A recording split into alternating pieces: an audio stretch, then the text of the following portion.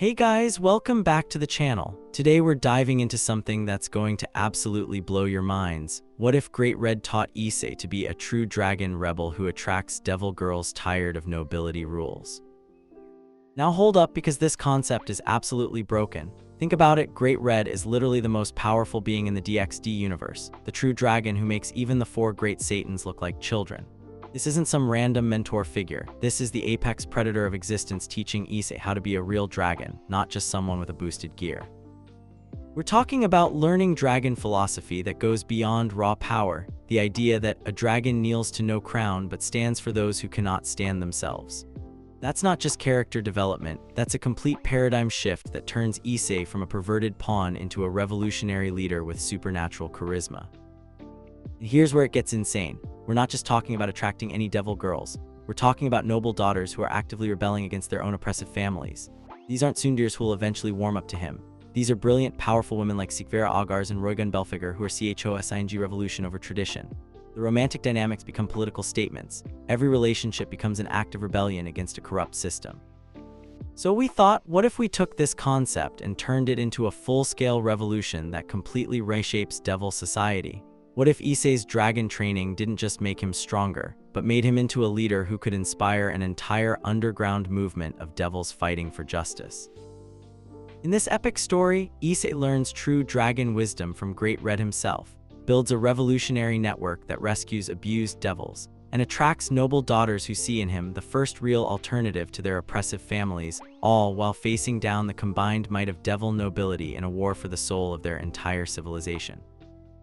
If this sounds as epic as I think it does, smash that like button, hit subscribe if you haven't already, and ring that notification bell, because trust me, you do not want to miss what comes next in this series. Alright, let's dive into this masterpiece. The artificial lights of the raiding game arena cast harsh shadows across the battlefield, but nothing was harsher than what Issei Hayaodu was witnessing through the magical viewing screen. His stomach churned as Lord Fenix's eldest son, Ravel's brother Ruvel, stood over the defeated members of a lower-class devil's peerage. "Please," the fallen queen piece gasped, her elegant dress torn and bloodied from the brutal match. "We surrender, the game is over." Ruvel's laugh echoed through the arena's speakers, cold and predatory. "Oh, but the entertainment is just beginning." He gestured to floating recording devices. "Our audience paid good money to see a complete victory demonstration." Issei's hands clenched into fists as he watched the heir to the Fenix house force the defeated girl to her knees. Around him in the VIP viewing box, other devils murmured appreciatively or looked on with bored indifference. Even some members of his own peerage seemed unmoved by the display. "This is disgusting," Issei muttered, his voice carrying more authority than usual. Rias glanced at him nervously. "Issei, keep your voice down. This is how raiding games work for lower nobility. They need to learn their place." "Their place?" The words tasted like ash in his mouth. "What place is that exactly, as entertainment for sadists?" On screen, Ruvel was now forcing the defeated queen to recite humiliating phrases while his bishop recorded everything. The girl's tears were visible even through the magical broadcast, but her king, a minor devil lord, remained silent, unwilling to further provoke the Fenix heir. Something hot and terrible began building in Issei's chest. The familiar warmth of his sacred gear was there, but this was different, deeper, more primal. It felt like the very core of his being was rejecting what he was seeing. "A dragon doesn't stand for this," he whispered, not entirely sure where the words came from. "What did you say?" Rias asked, but her voice seemed to come from very far away. The arena began to blur around the edges. The jeering laughter of the nobles faded to a distant hum. Issei felt like he was falling, but also rising, pulled in a direction that didn't exist in three-dimensional space. The last thing he heard before reality dissolved entirely was his own voice, speaking with a conviction that surprised him. "No crown is worth kneeling on someone else's neck." Issei found himself floating in a space that wasn't space, surrounded by a red so deep it seemed to have texture. The dimensional gap, he'd been here before briefly, but never like this. This time, he wasn't afraid. "Interesting words, young dragon." The voice rumbled through existence itself, and Issei turned to face the massive form of Great Red, the true dragon, But where their previous encounters had left him feeling small and overwhelmed, this time he felt recognized. "Great Red," Issei said, his voice steady. "Why am I here?" "Because you finally asked the right question," the dragon replied, his ancient eyes holding something that might have been approval. "Not how can I become stronger, or how can I protect my friends, but how can I stand against injustice itself." "I couldn't just watch anymore," Issei admitted. "That girl, she was already defeated. They broke her spirit just for sport." Great Red's massive head nodded slowly. "And what did that teach you?" "That power without purpose is just cruelty with better marketing." The words came from somewhere deep in Issei's soul. That strength should lift people up, not grind them down. "Now you begin to understand," Great Red said, his voice carrying the weight of eons. "Listen well, young dragon, you burn with righteous fire, but fire without purpose destroys even what it seeks to protect. A true dragon's strength isn't in domination, it's in elevation." The red space around them seemed to pulse with each word, and Issei felt something fundamental shifting inside him. "A dragon kneels to no crown," Great Red continued, "but stands for those who cannot stand themselves. This is the true path, not the pursuit of power over others, but the cultivation of power for others." "But how?" Issei asked. "The system is so entrenched. The nobles, the hierarchies, the way everyone just accepts it." "Change begins with a single voice speaking truth," Great Red replied. "But that voice must be backed by conviction, tempered by wisdom, and guided by genuine care for others. You have the conviction. Let me give you the rest." Power flowed into Issei, but it wasn't the raw destructive force of his boosted gear. This was something more subtle and infinitely more dangerous to the existing order. He could feel his understanding of people deepening, his ability to read genuine emotion sharpening. Most importantly, he could sense the difference between loyalty given freely and obedience enforced through fear. "Use this gift wisely," Great Red warned. "You will be able to inspire others, but only if your own heart remains true. The moment you seek to dominate rather than liberate, this blessing becomes a curse." "I understand," Issei said, and he truly did. "It's not about being stronger than everyone else. It's about helping everyone become stronger together." Precisely, Great Red's form began to fade, or perhaps Issei was being pulled back to his own dimension. "Remember this, young dragon, a crown that rests on others' suffering is no crown at all. It's a chain that binds the wearer as surely as the victims." Reality crashed back into focus. Issei found himself still in the VIP box, but everything had changed. The sound seemed sharper, the emotions of those around him laid bare like open books. He could sense Ria's genuine concern mixed with social anxiety, Akino's curiosity sparked by his earlier words, Asia's quiet distress at the ongoing spectacle. But most clearly, he could feel the pain and humiliation radiating from the defeated devils in the arena, even through the magical broadcast. "Issei," Rias touched his arm gently. "You've been completely still for the past 5 minutes. Are you all right?" 5 minutes? It had felt like hours in the gap. Issei looked at the viewing screen and saw that the entertainment was still ongoing, Ruval now forcing the defeated king to watch his queen's humiliation. "No," Issei said, his voice carrying a new quality that made several nearby nobles turn to look at him. "I'm not all right, and neither should any of you be." He stood up, and though he was still the same height as before, somehow he seemed to loom larger in the space. "This isn't a rating game anymore," he continued, addressing the room. "This is torture with an audience, and every second we sit here watching, we're complicit."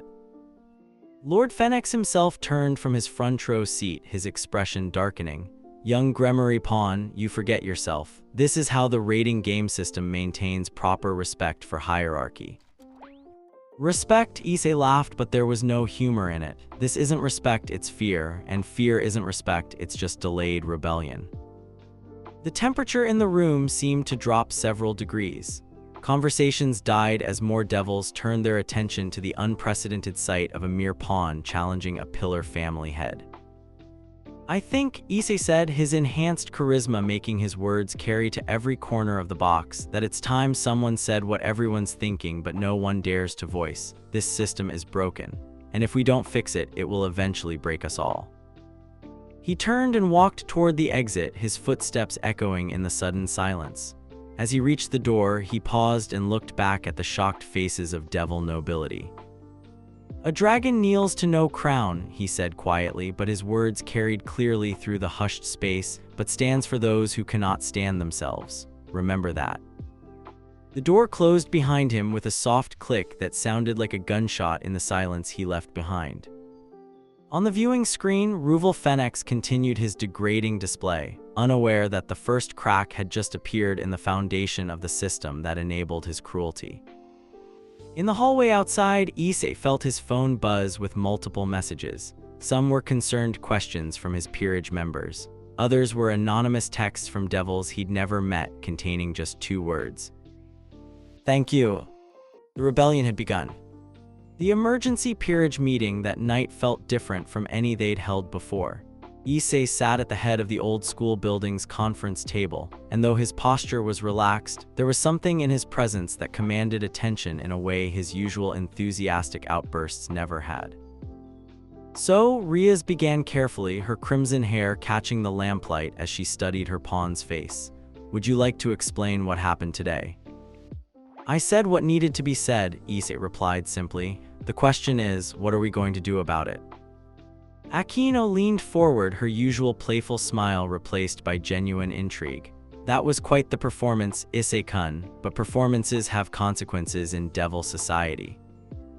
"Good," Issei said, his green eyes meeting each of theirs in turn. "It's time for consequences."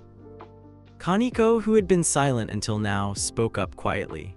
"The Fenix family has already filed a formal complaint. They're demanding an apology and disciplinary action." "Let me guess," Issei said dryly. "They want me to publicly grovel and promise to never question their divine right to torture people for entertainment again." "Issei," Rias' voice carried a warning, "you can't just declare war on the entire devil nobility system. There are rules, protocols." "Whose rules?" Issei interrupted, but his tone wasn't angry, it was genuinely curious. "Rules made by whom, for whose benefit, and when did we all agree that those rules were more important than basic decency?" Asia, who had been clutching her hands together nervously, finally spoke. I thought what you said was brave, Issei-kun, that girl in the arena. She reminded me of myself before you all saved me." The words hung in the air like a challenge. Zenobia nodded slowly. "The church taught me that true strength protects the innocent. What I saw today wasn't strength, it was cowardice hiding behind tradition." "This isn't about being brave," Riaz said, frustration creeping into her voice. "This is about survival. Do you have any idea what the consequences could be for all of us?" Issei stood up, and again that strange sense of presence filled the room. "Riaz, I need you to listen to me very carefully. Today, I watched devils torture other devils for sport while a room full of civilized nobility applauded. And the only consequence anyone seems worried about is that someone finally called it what it is." He began packing, his words flowing with a conviction that seemed to surprise even himself. "You're afraid of consequences for speaking truth? What about the consequences of staying silent? How many more girls like that queen will be broken for entertainment while we worry about protocol?" "It's not that simple," Riaz protested, but her voice lacked its usual certainty. "Isn't it?" Issei stopped packing and looked directly at her. "You're the heiress to one of the most powerful families in devil society. If you won't stand up for what's right, who will?" Before Riaz could respond, a soft knock echoed through the room. They all tensed, who had come to the old school building this late. "Come in," Riaz called, her hand instinctively moving toward her power. The door opened to reveal an unexpected visitor, a young woman with short purple hair and intelligent violet eyes wearing the uniform of Q Academy. Issei recognized her immediately. "Sikvera Augars," he said, inclining his head respectfully. "This is unexpected." "Issei Hyodu," she replied, stepping into the room with the confident bearing of someone born to command. "We need to talk." Ria stood up, political instincts kicking in. "Lady Augars, while we appreciate the visit, this is a private peerage meeting." "With respect, Lady Gremory," Sikvera interrupted smoothly, "what happened today affects more than just your peerage. Your pawn has started something that can't be stopped, only guided." She turned her attention to Issei, studying him with the same intensity she might use to analyze a chess position. "You spoke beautifully about dragons and crowns, but passion without strategy is just noise. You want to change the system? Then you need to understand how systems actually change." I'm listening, Issei said, gesturing to an empty chair.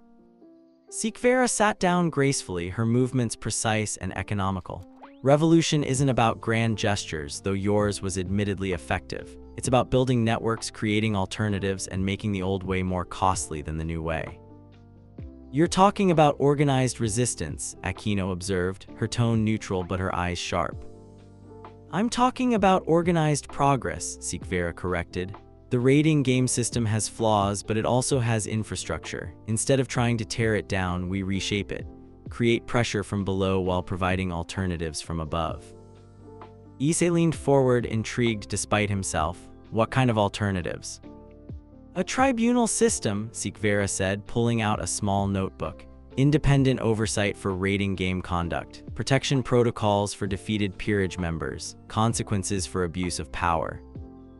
The nobility will never accept that, Ria said immediately. They will if the alternative is worse, Sikvera replied calmly. Right now, they see one rebellious pawn making noise, but what happens when that noise becomes a chorus, when their own peerage members start asking uncomfortable questions? She opened her notebook and showed them what appeared to be a complex organizational chart. I've been monitoring Devil Society's pressure points for years. The abuse isn't limited to rating games, it's systemic. Marriage contracts, peerage assignments, resource allocation. Everywhere power accumulates, it corrupts. So why approach me? Issei asked. You could work within the system, use your family's influence. Because working within a broken system just makes you complicit in its failures, Sikvera said, her violet eyes meeting his green ones. Besides, systems don't listen to reason, they listen to pressure. And you, Issei Hayaodu, have just become the most effective pressure point in Devil Society. Kaneko spoke up unexpectedly. You want to use him? I want to work with him, Sikvera corrected. There's a difference. Using implies exploitation. I'm proposing partnership. What kind of partnership? Riaz demanded, her protective instincts clearly triggered. Sikvera smiled, and for the first time since entering, she looked genuinely pleased rather than simply calculating.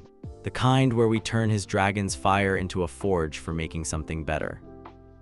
She stood up and began writing on the whiteboard, her movements quick and sure. Step 1. Establish principles, not just protests, but a positive vision of what Devil Society could become. A code, Issei said suddenly, understanding dawning in his expression. Exactly. Step 2. Create infrastructure to support that code. Safe houses, communication networks, alternative dispute resolution. Step 3. Issei continued, caught up in the logic. Demonstrate that the alternative works better than the original. And step 4, Sikvera finished, make it so successful that maintaining the old system becomes politically impossible. She turned back to face the group, her expression serious. But this only works if everyone understands the stakes. We're not just talking about reforming rating games, we're talking about fundamentally restructuring how power works in Devil Society. That's Riaz began then stopped. That's revolution. Yes, Sikvera said simply. The question is, are you part of the problem or part of the solution? The room fell silent as the implications sank in. Finally, Asia spoke up in her gentle voice. What would this code look like? Issei stood up and moved to the whiteboard, taking the marker from Sikvera. His hand was steady as he wrote. The Dragon's Code. Protect those who cannot protect themselves. Earn loyalty through deed, not demand it through power. Question authority that serves itself over others. Stand together or fall alone. This, he said, turning back to face his peerage, is what I stand for, what we could stand for if you'll join me. Zenovia was the first to speak. I swore to fight evil. If this system enables evil, then opposing it is my duty. Asia nodded quietly. I've seen what happens when power serves only itself. Count me in. Kaneko studied the board for a long moment. It's dangerous, but so is doing nothing. She looked at Issei. I trust you. Aquino's smile returned, but it was different now, sharper, more predatory. Oh, this should be interesting. Yes, I'm in. All eyes turned to Riaz. The crimson-haired heiress looked around the room, seeing her peerage united in a way they'd never been before. Finally, she sighed. My family is going to hate this, she said. The nobility will consider it treason. We could lose everything. Or, Issei said gently, we could gain something worth having. Riaz looked at the code on the whiteboard, then at Sikvera's organizational charts, then at the determined faces of her peerage members. "Damn it," she muttered, then louder, "Fine, but we do this smart. No more dramatic outbursts without strategic planning." "Agreed," Issei said, then turned to Sikvera. "Partners." She extended her hand with a small, genuine smile. "Partners, though I should warn you, working with me means your revolution is about to become much more complicated." "Good," Issei replied, shaking her hand. "The best things usually are." As they began planning late into the night, none of them noticed the small recording device that had been hidden in the room's ventilation system, or the fact that their conversation was being transmitted to a very interested party in the Devil nobility. The pieces were moving, and the game was about to become far more dangerous than any of them realized. But in the old school building, surrounded by newfound allies and guided by unwavering principles, Issei felt something he'd never experienced before: the absolute certainty that they were fighting for something worth any risk. The dragon's code wasn't just words on a whiteboard anymore. It was a declaration of war. 3 days after the emergency meeting, Issei found himself in the most unlikely place imaginable: the abandoned wine cellar beneath Q Academy's oldest building. Sikvera had been thorough in her preparations. The space now looked like a cross between a courtroom and a war room, with comfortable seating arranged in a circle and multiple whiteboards covered in strategic diagrams. "Impressive work for 3 days," Issei admitted as he descended the stone steps, nodding the magical wards that now protected the space from detection. "I've been planning something like this for months," Sikvera replied, adjusting the position of a chair with precise movements. "I just needed the right catalyst. Your outburst provided that." "My outburst was truth-telling," Issei corrected, but his tone was amused rather than offended. "There's a difference." "Yes, but truth-telling without timing is just noise," Sikvera said, then paused in her arrangements. "Though I admit, your timing was perfect even if it wasn't planned." Their first visitor arrived exactly at the appointed time. A young devil woman with nervous eyes and a bruised wrist she tried to hide beneath long sleeves. Issei's enhanced perception immediately picked up her fear, but also a desperate hope that made his chest tighten with protective fury. "Lady Valefor," Sikvera greeted her gently, "thank you for coming." I wasn't sure I should," the woman admitted, glancing around the cellar nervously. "If my king finds out." "He won't," Issei said, his voice carrying an authority that seemed to calm her immediately. "Whatever you tell us here stays here unless you decide otherwise." Lady Valefor looked at him with surprise. "You're really him, the one who challenged Lord Phoenix?" "I'm the one who stated an obvious truth that everyone was too polite to mention," Issei corrected. "But yes, that's me, and you're safe here." The transformation in her posture was subtle but immediate. She sat down in the circle, her hands finally relaxing in her lap. "My king, he uses raiding games as recruitment tools, but not for his peerage, for his private collection." Sikvera's pen moved quickly across her notepad, but her expression remained carefully neutral. "Can you be more specific?" "The defeated girls," Lady Valefor continued, her voice growing stronger as she spoke. "He doesn't just humiliate them in the arena, he keeps them afterward. Claims it's proper payment for losses, but really." She didn't need to finish. Issei's hands clenched into fists, but he kept his voice calm. "How many?" "7 that I know of, maybe more." Tears began forming in her eyes. "I tried to help one escape last month, and he made me watch as punishment." The temperature in the room seemed to drop several degrees. Issei stood up slowly, and both women could see the dragon fire flickering behind his eyes. "What's his name?" Issei asked quietly. "Lord Bathan," she whispered. "He's not high nobility, but he has connections, protection. No one will listen if I report him officially." "Then we won't report him officially," Issei said, his voice carrying absolute conviction. "We'll do something better." Sikvera looked up from her notes. "What did you have in mind?" "A rescue operation," Issei said simply. "Tonight." "Absolutely not," Sikvera said immediately. "That's exactly the kind of impulsive." "Strategic intervention," Issei corrected. "Every day we plan is another day those girls suffer. Sometimes the right action is immediate action. And if you're caught, if this traces back to us." Issei smiled, and it wasn't a pleasant expression. "Then it traces back to the dragon judge, not to us." Lady Velfer looked confused. The dragon judge. Sikvera's eyes widened with understanding. A masked identity, plausible deniability. Exactly, Issei Hyodu is a Gremory pawn who attends school and complains about homework. The dragon judge is a mysterious figure who appears when justice is needed. He turned to Lady Velfer. Can you get us building schematics for Lord Bathen's residence? Yes, I think so, but you don't understand. He has guards, magical protections. Leave that to me, Issei said confidently. You just worry about being ready to guide the rescued girls to safety. 3 hours later, a figure in a dark hooded cloak materialized outside Lord Bathen's mansion. The dragon judge wore a simple black mask that covered the upper half of his face, leaving only his mouth visible. But anyone who looked into his eyes would see dragon fire burning behind the concealment. The magical barriers around the mansion were impressive but not insurmountable. Issei had learned more than just charisma from Great Red. His understanding of power itself had deepened. Where before he would have tried to smash through obstacles, now he simply redirected them. The first guard never saw him coming. A precise strike to a pressure point and the devil collapsed unconscious. The second guard had time to reach for an alarm before Issei's enhanced speed put him down as well. Inside the mansion's basement, Issei found exactly what Lady Velfer had described. A private prison masquerading as luxury accommodations. 7 young women in various states of despair, all bearing the psychological scars of prolonged abuse. Who are you? One of them whispered as Issei began unlocking their restraints. I'm someone who believes you deserve better than this, Issei replied, his voice gentle despite the fury burning in his chest. Can you walk? We tried to escape before, he always finds us. He won't find you this time, Issei promised. I'm taking you somewhere safe, somewhere he can't reach. As he led the 7 rescued women through the mansion's corridors, Lord Bathen himself appeared at the top of the main staircase. He was a portly devil with cruel eyes and an expression of outraged entitlement.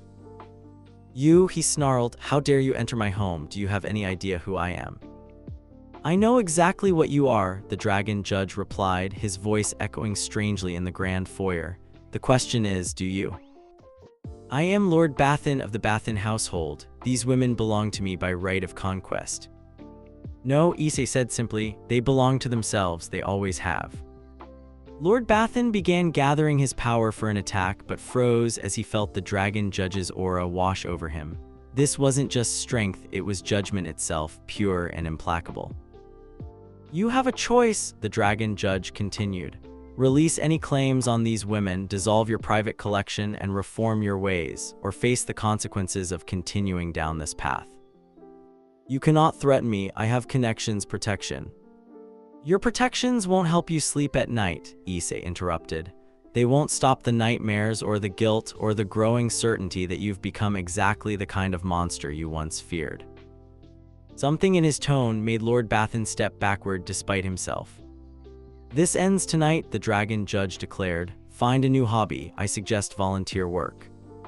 With that, he vanished into the shadows with all 7 rescued women, leaving Lord Bathen alone with his empty mansion and the growing realization that his world had just fundamentally changed. Back in the underground chamber, Lady Velfer was waiting with blankets, food, and gentle words for the rescued women. Sikvera had prepared temporary accommodations and was already working on longer-term solutions. Is it really over? One of the rescued girls asked, looking at Issei with something approaching wonder. For you, yes, he promised, but this is just the beginning. As dawn approached, the rescued women were safely relocated and Lord Bathen's collection was history. But more importantly, word began spreading through the underground networks of Devil Society. The dragon judge was real, and he kept his promises. Sikvera found Issei sitting alone in the chamber as the sun came up, staring at the dragon's code written on the whiteboard. Regrets, she asked quietly. Only that we waited this long, he replied. How many more are out there, Sikvera? How many more girls suffering while we worry about protocol and politics? Too many, she admitted, sitting down beside him, but we can't save them all overnight. No, Issei agreed, but we can save them all eventually. One rescue at a time, one conversation at a time, one choice at a time. He turned to look at her, and she was struck by the certainty in his eyes. "This isn't about revenge anymore," he said. "It's about building something better, something worth believing in." The Dragon's Code. The Dragon's Code, he confirmed, and everyone who chooses to live by it. As they sat in comfortable silence, watching the morning light filter through the cellar's small windows, neither of them noticed the figure observing from the shadows outside. Someone had been watching the comings and goings at the underground chamber, and that someone was very interested in reporting their findings to the highest levels of devil nobility. The revolution was spreading faster than either of them realized. But so was the opposition. The emergency assembly in the Fenix family's private meeting hall buzzed with barely contained outrage. Lord Fenix sat at the head of an ornate table, his golden flames flickering with agitation as he addressed the gathered noble houses.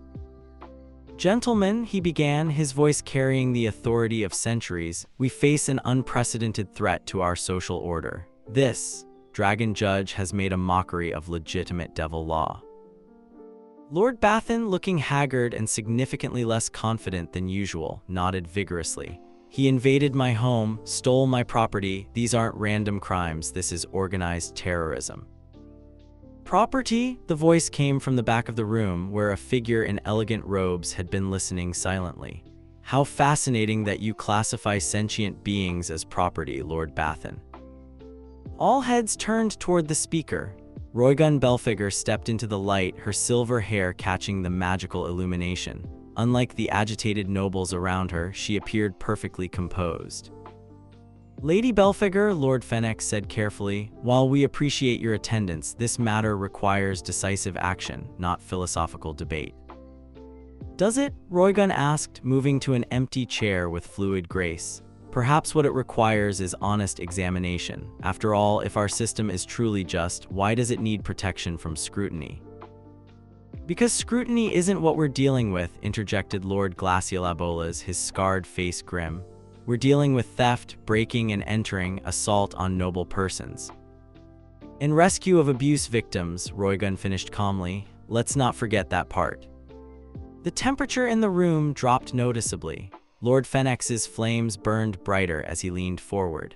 "Lady Belphegor, your reputation for unconventional thinking is well known, but surely you don't support this criminal's actions." "I support results," Roygun replied, her violet eyes meeting his without flinching. 7 young women are free from systematic abuse. That seems like a positive outcome to me." Meanwhile, in a different part of the underworld, Issei was experiencing his own tense meeting. The old school building's conference room had never felt smaller as he faced 2 unexpected visitors, elegant young women who carried themselves with the unmistakable bearing of high nobility. "Lady Marchojas," Sikvera said formally, rising from her chair. "Lady Glaciolabolas, this is unexpected." The first woman, with long auburn hair and intelligent brown eyes, inclined her head gracefully. "Lady Augars, we come seeking the Dragon Judge." Issei felt his peerage tense around him, but he kept his expression neutral. "I'm afraid I don't know what you mean." "Oh, I think you do," said the second woman, whose shorter blonde hair framed a face that might have been beautiful if not for the haunted look in her blue eyes. "Word travels quickly in certain circles. We know about the underground court, the rescues, the code you're building." "And?" Riaz asked sharply, her hand moving subtly toward her power. "And we want in," Lady Marchojas said simply. The silence that followed was deafening. Finally, Issei spoke. "Why?" Lady Glaciolabolas laughed, but there was no humor in the sound. "Because some of us have been waiting our whole lives for someone to finally say what you said in that viewing box. Because some of us are tired of pretending the system works when we're the ones it's breaking." She pulled back her sleeve, revealing faded but unmistakable bruising around her wrist. "My father believes in traditional discipline for daughters who show insufficient enthusiasm for arranged marriages. The Dragon Judge's Code says protect those who cannot protect themselves. Well, here we are." Lady Marchojas nodded grimly. "My family has a similar philosophy about women's roles in society. I've watched 3 of my sisters married off to men who treat them like breeding stock. I won't be fourth." Issei studied both women with his enhanced perception, reading the truth in their emotions. Desperation, hope, genuine conviction, and underneath it all, the same burning need for justice that had driven him to challenge Lord Fenix. Sitting down would be a start, he said finally. As the two noble daughters took their seats, Sikvera leaned forward intently. You understand what you're asking? Association with us means becoming targets. Your families will disown you, the nobility will shun you. Our families have already failed us, Lady Marchosias interrupted. And the nobility, they can shun us from their golden cages all they like. The question, Lady Glaciela Bolas added, looking directly at Issei, is whether you meant what you said, about standing for those who cannot stand themselves. Issei was quiet for a long moment, weighing not just their words but the implications. Two more noble families would be directly threatened. The underground movement would be exposed to new scrutiny. But, what are your names? He asked quietly. Lady Marchosias looked surprised. I am Meredith of House. No, Issei interrupted gently. Not your titles, your names, who you are when nobody's watching, when there's no family reputation to uphold or marriage contract to fulfill. Your names. The two women exchanged glances. Finally, Lady Marchosias spoke. Meredith, just Meredith. I like chess, ancient literature, and I've been learning sword fighting in secret because my father thinks weapons aren't ladylike. Catalina, added Lady Glaciela Bolas. I speak 4 languages, I design magical arrays for fun, and I've been secretly funding education programs for low-class devils because I think intelligence should be cultivated, not hoarded. Issei smiled, the first genuine smile any of them had seen from him since this all began. Meredith, Catalina, welcome to the revolution. Later that evening, in the wine cellar that had become their unofficial headquarters, the expanded group worked on practical matters.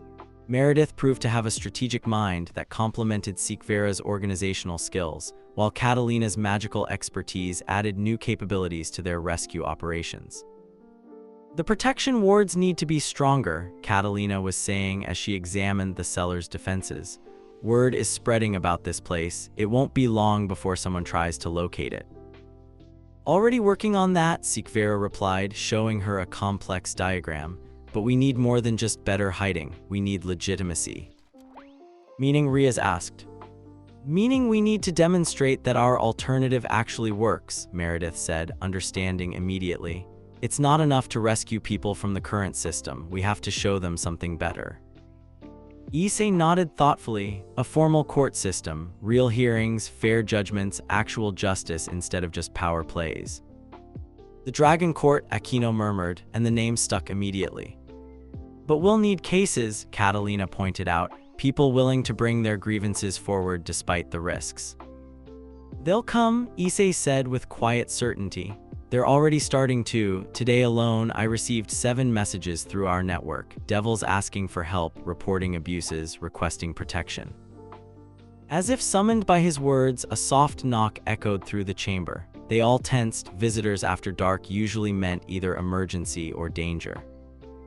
Come in, Issei called, his hand moving instinctively toward his sacred gear. The door opened to reveal an unexpected sight. Roygun Belfigure, still in her formal meeting robes but somehow managing to make the underground chamber look underdressed by comparison.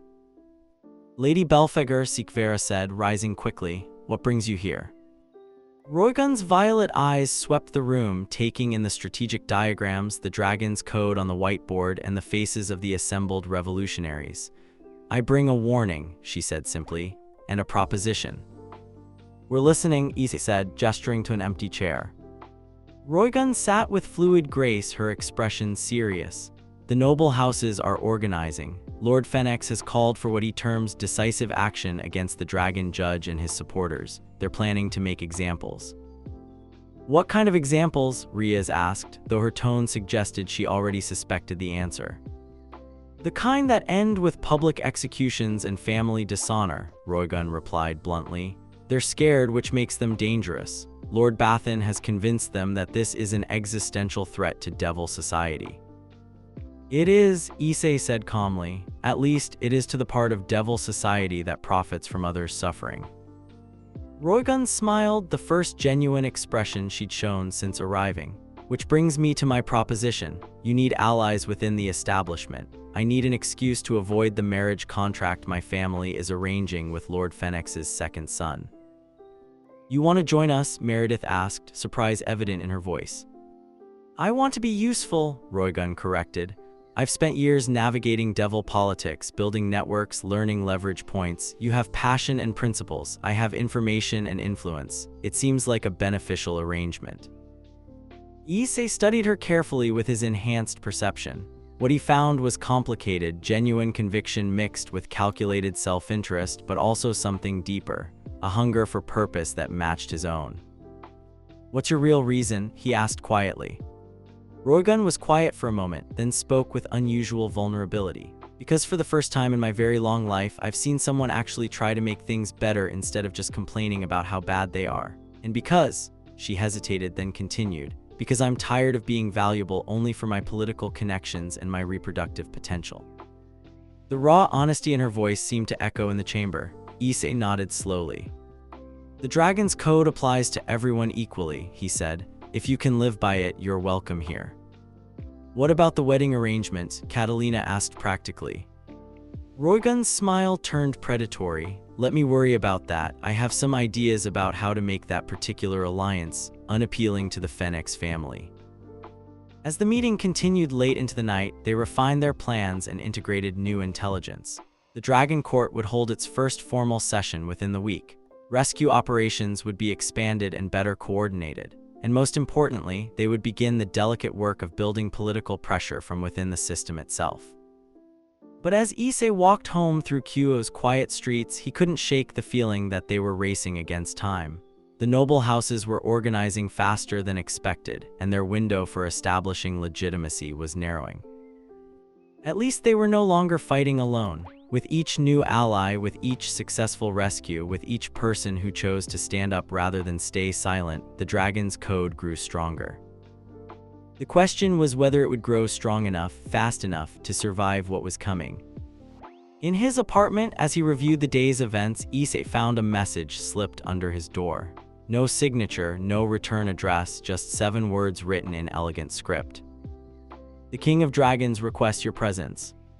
He stared at the message for a long moment, then carefully folded it and placed it in his pocket. Great Red, it seemed, wanted another conversation. Tomorrow would bring new challenges, new allies, and new dangers. But tonight, Issei felt something he hadn't experienced since this all began, genuine hope that they might actually win. The revolution was no longer just an idea. It was becoming inevitable. The ornate chamber within the Gremory family estate had never hosted such a tense gathering. Zerzech Lucifer himself sat at the head of the polished conference table, his usual gentle demeanor replaced by the cold authority of his position as Satan. Around him sat the heads of the major devil houses, their faces grave with shared concern. "The situation has escalated beyond what any of us anticipated," Zerzech began, his voice carrying the weight of absolute power. "What began as a single pawn's outburst has become an organized insurgency threatening the very foundations of our society." Lord Phoenix leaned forward aggressively. "It's worse than insurgency, it's terrorism. This dragon judge has conducted multiple raids on noble properties, stolen lawfully claimed assets, and now he's corrupting young devils with seditious ideology." "Lawfully claimed assets," Roygun Belphegor repeated from her seat, her tone perfectly neutral. "Such interesting language, Lord Phoenix. I wasn't aware that sentient beings could be legally classified as property in modern devil society." "Lady Belphegor," Lord Glaciolabolas warned, "this is hardly the time for semantic games." "Isn't it?" Roygun asked, rising gracefully from her chair. "Because it seems to me that semantics are exactly what we're discussing, whether certain devils have rights or whether they're simply resources for more powerful devils to exploit." The temperature in the room dropped noticeably. Lord Bale, who had been silent until now, spoke with quiet menace. "Choose your next words very carefully, Lady Belphegor. Your family's status won't protect you from charges of treason." Roygun smiled, and something in that expression made several of the assembled lords shift uncomfortably. Treason against what, exactly? Against a system so corrupt that it requires secret police to maintain itself. Against traditions so fragile that they crumble the moment someone asks why. "Enough," Zerzech said sharply, his power filling the room like a physical presence. "Lady Belphegor, you will return to your seat and remain silent, or you will be removed from this chamber." For a moment, it seemed like Roygun might refuse. Then she sat down with fluid grace, her violet eyes never leaving Surzech's face. "The facts are these," Surzech continued. "A Gremory pawn has violated devil law repeatedly. He has stolen property, assaulted noble persons, and inspired seditious activity among multiple devil houses. This cannot continue." He turned his attention to the empty chair that should have held Zeoticus Gremory. Lord Gremory's absence from this emergency session is noted and will be remembered. However, his daughter's responsibility for her peerage's actions remains absolute.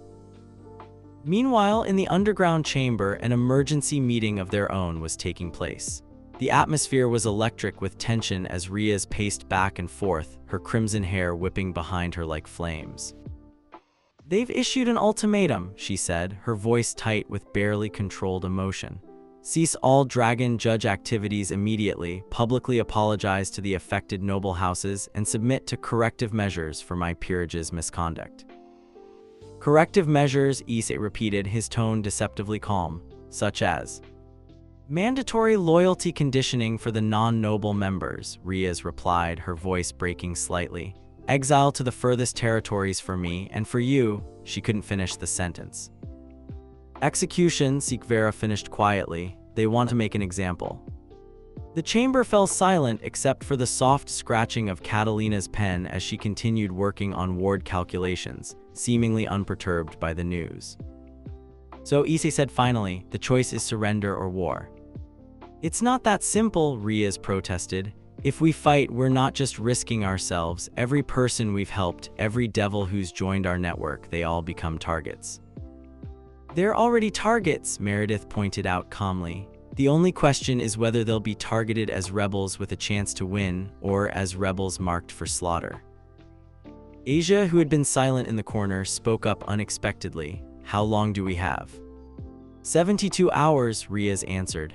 After that, they moved to what they call direct intervention. Aquino's laugh was sharp and humorless. How generous of them, 3 days to choose between freedom and survival. "We choose both," Issei said simply, and something in his tone made everyone turn to look at him. He was standing near the whiteboard where the dragon's code was written, his hand resting on the marker. "Issei," Riaz began, but he held up a hand. "No, listen to me, all of you. They're offering us a false choice because they think we'll accept it. They think we'll choose between safety and principles because that's what they would do." He began writing on the whiteboard, his movements sharp and decisive. The dragon's response: "We reject the premise of your ultimatum. They assume we're fighting their system because we want to replace it with another system that serves us instead of them, but that's not what this is about." He turned back to face the group, and for a moment they all saw not Issei Hayao the perverted teenager, but something far more dangerous, a leader who had found his purpose. This isn't about taking power from them, it's about proving that their kind of power is obsolete. They rule through fear, through scarcity, through the illusion that some devils matter more than others. We're building something based on the opposite principles. "Pretty words," Roygun said, having arrived during his speech, "but pretty words don't stop execution squads." "No," Issei agreed, "but unified action does. They want to frame this as rebellion against legitimate authority. So we don't rebel, we offer a better alternative." Sikvera looked up from her strategy notes, understanding dawning in her violet eyes. "You want to formalize the Dragon Court, make it official." "More than that," Issei said, his voice gaining momentum. "We declare independence, not territorial independence, philosophical independence. We announce that any devil who chooses to live by the Dragon's Code is under our protection and jurisdiction." "That's," Urias started then stopped. "That's not rebellion, that's secession." "Exactly," Meredith said, her strategic mind immediately grasping the implications. "They can't execute us for treason against a system we're no longer part of." "They can certainly try," Catalina muttered, but she was smiling as she said it. Roygun moved to examine the writing on the whiteboard, her expression thoughtful. "It's brilliant, but it requires something you don't have: recognition. A government needs legitimacy, and legitimacy requires acknowledgement by other authorities." "Then we get acknowledgement," Issei said simply. "From whom?" Aquino asked. "The other factions, the angels and fallen angels, don't interfere in devil internal politics." From the one authority that predates all the current systems, Issei replied, pulling out the folded message from his pocket. Great Red wants to meet with me. I think it's time I found out why. The implications of that statement sank in slowly. If Great Red, the being acknowledged as the most powerful entity in the dimensional gap, formally recognized their movement, it would change everything. When Riaz asked quietly, "Tonight," Issei said, "but first we need to make some preparations. If I'm going to ask the true dragon for legitimacy, I need to prove we're worthy of it." He moved to a fresh section of the whiteboard and began writing rapidly. The Dragon Covenant Draft. A formal alliance of devils choosing to live by the Dragon's Code. Protection for all members regardless of class or origin. Democratic governance through the Dragon Court. Mutual defense against oppression. Open membership to any devil who accepts the principles. This, he said, stepping back from the board, is what we're really fighting for. Not the right to complain about the system, but the right to build something better. It will mean war, Riaz said quietly. Not just political opposition, actual war. They'll never accept a competing authority structure. Then we better make sure we're ready for war, Issei replied. But more importantly, we better make sure we're building something worth fighting for. Over the next several hours, they refined the document that would become known as the Dragon Covenant. Every word was debated, every principle examined from multiple angles. By the time they finished, it was more than just a political manifesto. It was a complete reimagining of how devil society could function. As dawn approached, Issei prepared to leave for his meeting with Great Red, but first he had one more task. "I need you all to understand something," he said, addressing the assembled group. "What we're doing here, it's dangerous. More dangerous than any of us realized when we started. If any of you want to step back, now is the time. No judgment, no consequences, just choose carefully." One by one, they each responded. "I've never been more sure of anything in my life," Riaz said firmly. "My blade is sworn to your cause," Zenobia declared. "As is my magic," Asia added softly. "I refuse to be afraid of bullies," Kaneko stated simply. "Oh, this should be fun," Akino purred, her smile sharp. "Strategy without purpose is just elaborate failure," Sikvera said pragmatically. "You've given me purpose." "I've spent years playing political games," Roygun added. "This is the first time I've played for something that actually matters." "My family disowned me yesterday," Meredith said with surprising calm. "So you're my family now." "Same here," Catalina agreed. "Besides, I've always wanted to be part of a revolution. It seems educational." Issei looked around the chamber at these devils who had become something more than allies. They had become family. The kind of family that chose each other rather than being bound by blood or obligation. "Then we do this together," he said finally, "all the way to the end, whatever that looks like." As he prepared to leave for the dimensional gap, a messenger arrived with an official document bearing the seals of all the major devil houses. The ultimatum had been formalized, complete with specific demands and precise deadlines. Issei read it once, then handed it to Sikvera without comment. "Should I file this?" she asked. "No," Issei replied, walking toward the exit. "Burn it. We don't negotiate with systems we don't recognize." As he disappeared into the morning light, the others in the chamber understood that they had just crossed a line from which there was no return. The ultimatum had been issued and rejected. The old system and the new couldn't coexist. By the time Issei returned from his meeting with Great Red, they would either have the legitimacy they needed to survive the coming storm, or they would face annihilation as rebels against an unforgiving authority.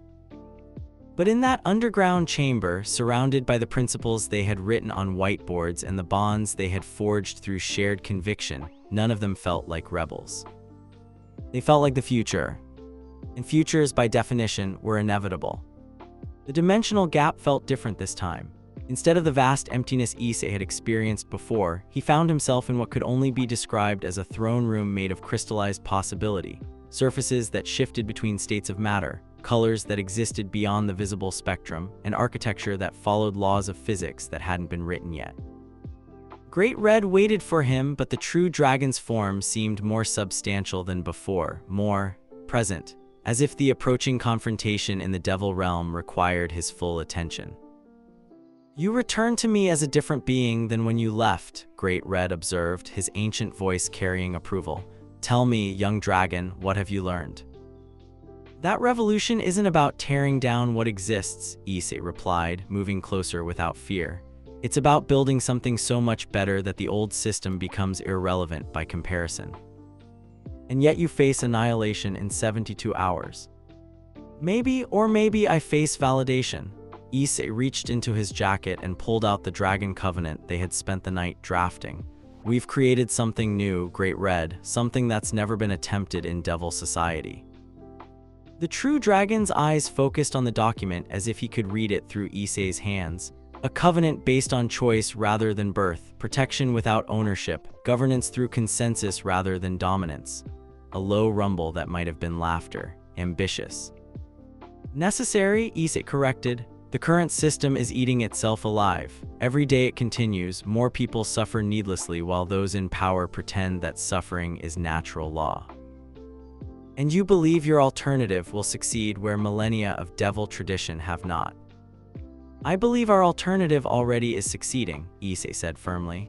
We've rescued dozens of abuse victims. We've created safe spaces for devils who never had them before. We've proven that devils from different classes can work together as equals. The only question now is whether we'll have the authority to protect what we've built. Great Red was silent for a long moment, and Issei could feel the weight of eons behind that pause. When the true dragon spoke again, his voice carried a gravity that made the crystalline throne room resonate. There are powers in the supernatural world that most beings never encounter, authorities that predate the current faction systems that exist independent of political structures. His massive form leaned forward slightly. I am one such power, and I have been watching your progress with great interest. Watching to see if we'd succeed or fail. Watching to see if you would remain true to the principles you claim to embrace, Great Red corrected. Many beings speak of justice and protection when it serves their interests. Few maintain those principles when maintaining them becomes dangerous. And you have passed every test I set before you.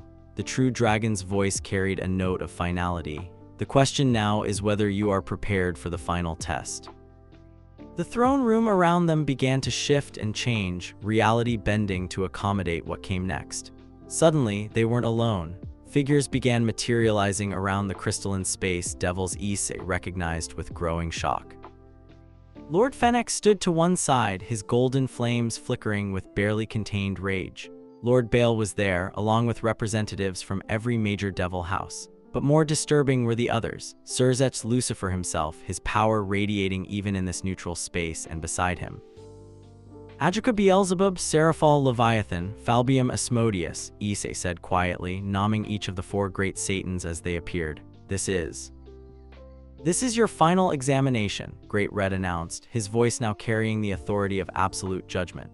These beings have come to challenge your right to establish an independent authority within Devil Society. You may present your case, defend your principles, and accept their judgment, or you may face the consequences of proceeding without legitimacy. Lord Fennec stepped forward immediately, his voice sharp with outrage. Great Red, with all due respect, this whelp has committed crimes against multiple noble houses. He has stolen property, assaulted devil lords, and incited rebellion among the lower classes. He deserves execution, not examination. Property, Issei repeated, his voice carrying dangerous quiet. There's that word again. Tell me, Lord Fennec, when did you last ask your property if they consented to belonging to you? Consent is irrelevant, Lord Fennec snarled. They are lesser beings bound by the sacred laws of Devil Society. Sacred to whom? Issei interrupted, his dragon fire beginning to show behind his eyes. Sacred to the people who benefit from those laws, or sacred to the people who suffer under them? Surzech raised a hand and both combatants fell silent. This is not a debate, the Satan said firmly. This is a formal challenge to established authority. Young pawn, you stand accused of sedition, theft, assault, and incitement to rebellion. How do you answer these charges? I reject the court that brings them, Issei replied calmly. I don't recognize the authority of a system built on the systematic oppression of its own people. The reaction was immediate and explosive. Multiple devils began shouting at once, power crackling through the air as ancient hierarchies were openly challenged. but Great Red's voice cut through the chaos like a blade. Silence. The word didn't just stop the arguments, it stopped time itself for a moment, freezing everyone except Issei and the true dragon in place. You claim not to recognize their authority, Great Red said, his tone neutral, yet you seek legitimacy for your own. Explain this apparent contradiction. Issei took a deep breath, knowing that everything, not just his life, but the lives of everyone who had joined their cause, depended on his next words. Authority must be earned through service, not claimed through birth or seizure, he said clearly. The current system demands obedience through fear and calls it order. We offer protection through choice and call it freedom. If our way proves superior, people will choose it freely. If it doesn't, it will fail on its own merits. And if the established powers refuse to allow such competition, then they prove that their authority rests on force rather than legitimacy, Issei replied. And force without legitimacy is just tyranny with better marketing. Great Red resumed time and the assembled devils immediately began shouting again. But this time, Issei didn't wait for permission to continue. You want to judge me? He called out, his voice somehow carrying over the chaos. Then judge the results of your system versus ours. He gestured and images began appearing in the crystalline air around them, scenes from their rescue operations, devils working together across class lines in the Dragon Court, the faces of people who had found hope where none existed before. We've rescued 43 devils from abusive situations in 3 weeks. We've resolved 18 disputes through mediation instead of violence. We've created educational opportunities, established support networks, and proven that devils from every class can work together as equals. The images shifted to show the contrast. Raiding game abuses, marriage contracts signed without consent, lower-class devils living in fear of arbitrary punishment. What has your system accomplished in the same time period? Issei challenged, besides protecting the right of the powerful to abuse the powerless. You speak of results, Adjuka Beelzebub said, his analytical mind clearly engaged despite the political tensions. But results require sustainability. Your movement depends entirely on your personal charisma and power. What happens when you're gone? Then you fundamentally misunderstand what we've built, Issei replied. I'm not the leader of a personality cult, I'm the first member of a community. The Dragon Covenant isn't about following me, it's about living by principles that will outlast any individual. He pulled out the document they had finalized that morning. Every decision is made democratically through the Dragon Court. Every member has equal voice regardless of their background. Every policy is evaluated based on how well it serves the community as a whole, not how well it serves the people in charge. Seraphal Leviathan, who had been unusually quiet, finally spoke. And if we refuse to recognize this Dragon Covenant of yours, if we declare it illegal sedition? Issei smiled, and something in that expression made several of the assembled devils step backward. Then you'll have to explain to your people why you're so afraid of devils choosing their own form of government that you'll use violence to prevent it, he said. You'll have to justify why a system that claims to be just requires secret police to maintain itself. You'll have to convince them that freedom is more dangerous than oppression. And if you lose that argument, he continued, his voice growing stronger, if devils throughout the underworld start asking why they need your permission to live by principles of mutual respect and protection, well, I suspect your authority problems will become much larger than one rebellious pawn. The silence that followed was different from before. This time, it carried the weight of recognition, the understanding that Issei wasn't just threatening the current system, he was offering to make it irrelevant. Falbium Asmodeus, the most strategic of the Satans, spoke carefully. You're proposing a parallel government structure. That's not rebellion, that's revolution. No, Issei corrected. Revolution implies violent overthrow. What I'm proposing is evolution. The old system can continue existing for those who prefer it, but devils who want something better deserve the right to choose it. And when conflicts arise between these parallel systems, Lord Bale demanded, when your covenant members refuse to honor contracts signed under devil law, then we'll resolve those conflicts the same way any civilized societies do, Issei replied. Through negotiation, mediation, and if necessary, the Dragon Court's judgment. Unless, of course, you plan to resolve them through violence, in which case you'll be proving my point about which system actually values justice. Great Red had remained silent throughout this exchange, but now he spoke, his voice carrying absolute finality. I have heard enough, young dragon. You have requested legitimacy for your dragon covenant. 4 great Satans and multiple noble houses have challenged that request. The time has come for judgment. The crystalline throne room began to shift again, rearranging itself into something resembling a courtroom with Great Red as the ultimate judge. By the ancient laws that predate all current factions, by the authority that exists beyond political structures, and by the wisdom that comes from observing the rise and fall of civilizations across dimensions, Great Red intoned, I render this verdict. The silence was absolute, even the air itself seemed to hold its breath. The Dragon Covenant, as presented and as demonstrated through action, represents a legitimate expression of self-governance, Great Red declared. Any devils who choose to live by its principles are under my protection as an ancient authority. Any attempts to suppress this choice through violence will be considered acts of aggression against my domain. The reaction was explosive. Multiple devils began shouting protests while others demanded explanations of what this meant practically, but Great Red wasn't finished. However, he continued, and the word hit like a physical blow, legitimacy must be earned continuously through deed, not granted permanently through decree. The Dragon Covenant will face challenges from within and without. Should it fail to live up to its principles, should it become corrupted by the very power it seeks to replace, this protection will be withdrawn. He turned his ancient eyes to Issei specifically. Young dragon, you have passed the test of principles. Now comes the test of reality. Can you build something that will survive success? Can you maintain justice when justice becomes inconvenient? Can you protect the covenant from becoming the very thing it was created to oppose? I can try, Issei said simply. We all can try, and if we fail, at least we'll have failed while trying to build something better. Then let it be recorded, Great Red declared. The Dragon Covenant is recognized as a legitimate authority. Let all supernatural powers take note. Devils choosing to live by its principles are under the protection of the true dragon himself. As the assembled devils began to disappear back to their own realm, several of them shot looks at Issei that promised future confrontation.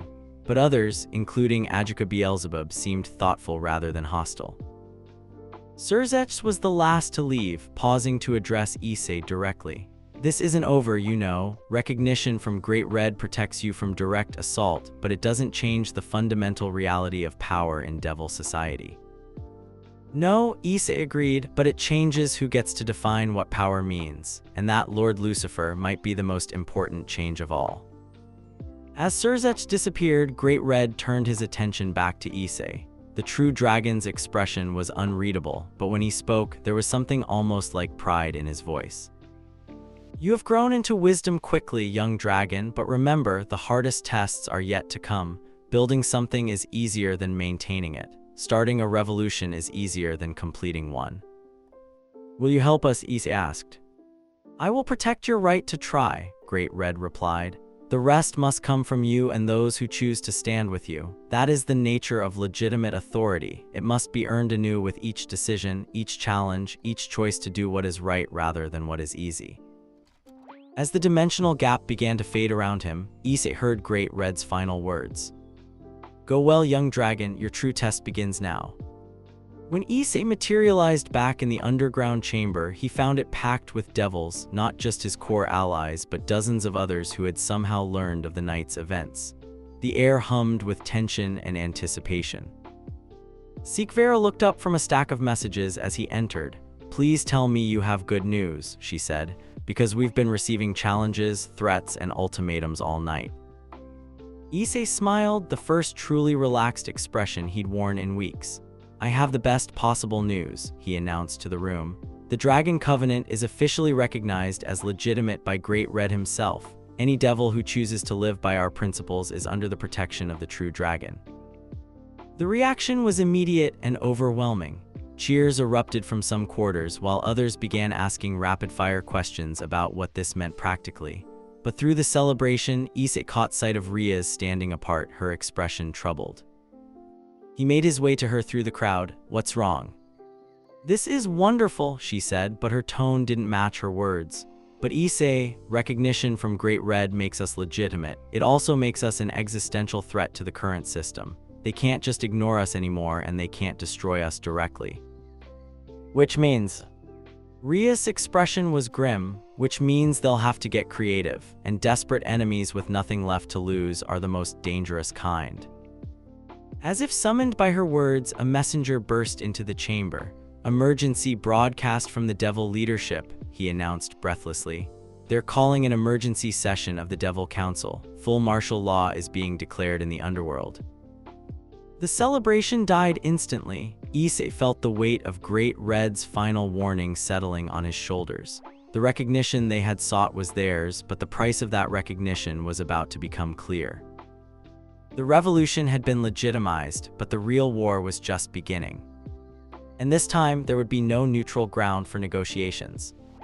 The emergency session of the Devil Council convened in the Great Assembly Hall of Lilith, a massive amphitheater carved from obsidian and blood-red crystal that had witnessed the rise and fall of countless devil administrations. Tonight, however, the atmosphere was charged with an urgency that hadn't been felt since the Great War itself. Surzech Lucifer stood at the central podium, his usually gentle demeanor replaced by the cold authority of absolute power. Around him, the tiered seating held representatives from every major devil house, their faces grim with shared purpose. "Fellow devils," Surzech began, his voice magically amplified to reach every corner of the vast hall, "we face an unprecedented crisis. A rebel faction has declared independence from legitimate devil authority and received recognition from an outside power." The murmur that rippled through the assembly was ugly with suppressed violence. Lord Fenix rose from his seat, his golden flames flickering with agitation. "Lord Lucifer speaks too kindly," he declared. "What we face is not a crisis, it's a plague. This so-called dragon covenant spreads like a disease, corrupting the minds of our youth and turning them against the natural order that has preserved devil society for millennia." "The natural order," came a voice from the gallery, clear and unafraid. Every head turned to see Roygun Belphegor standing in her family's section, her violet eyes blazing with defiance. "How natural is an order that requires secret police to maintain itself? How natural is a system so fragile that it crumbles the moment someone offers an alternative?" The reaction was immediate and explosive. Multiple lords began shouting at once, their voices creating a cacophony of outrage that echoed off the crystal walls, but Surzech raised his hand and the hall fell silent. "Lady Belphegor," he said, his tone carrying warning, "you speak dangerously close to sedition." "I speak the truth," Roygun replied, her voice carrying to every corner of the hall.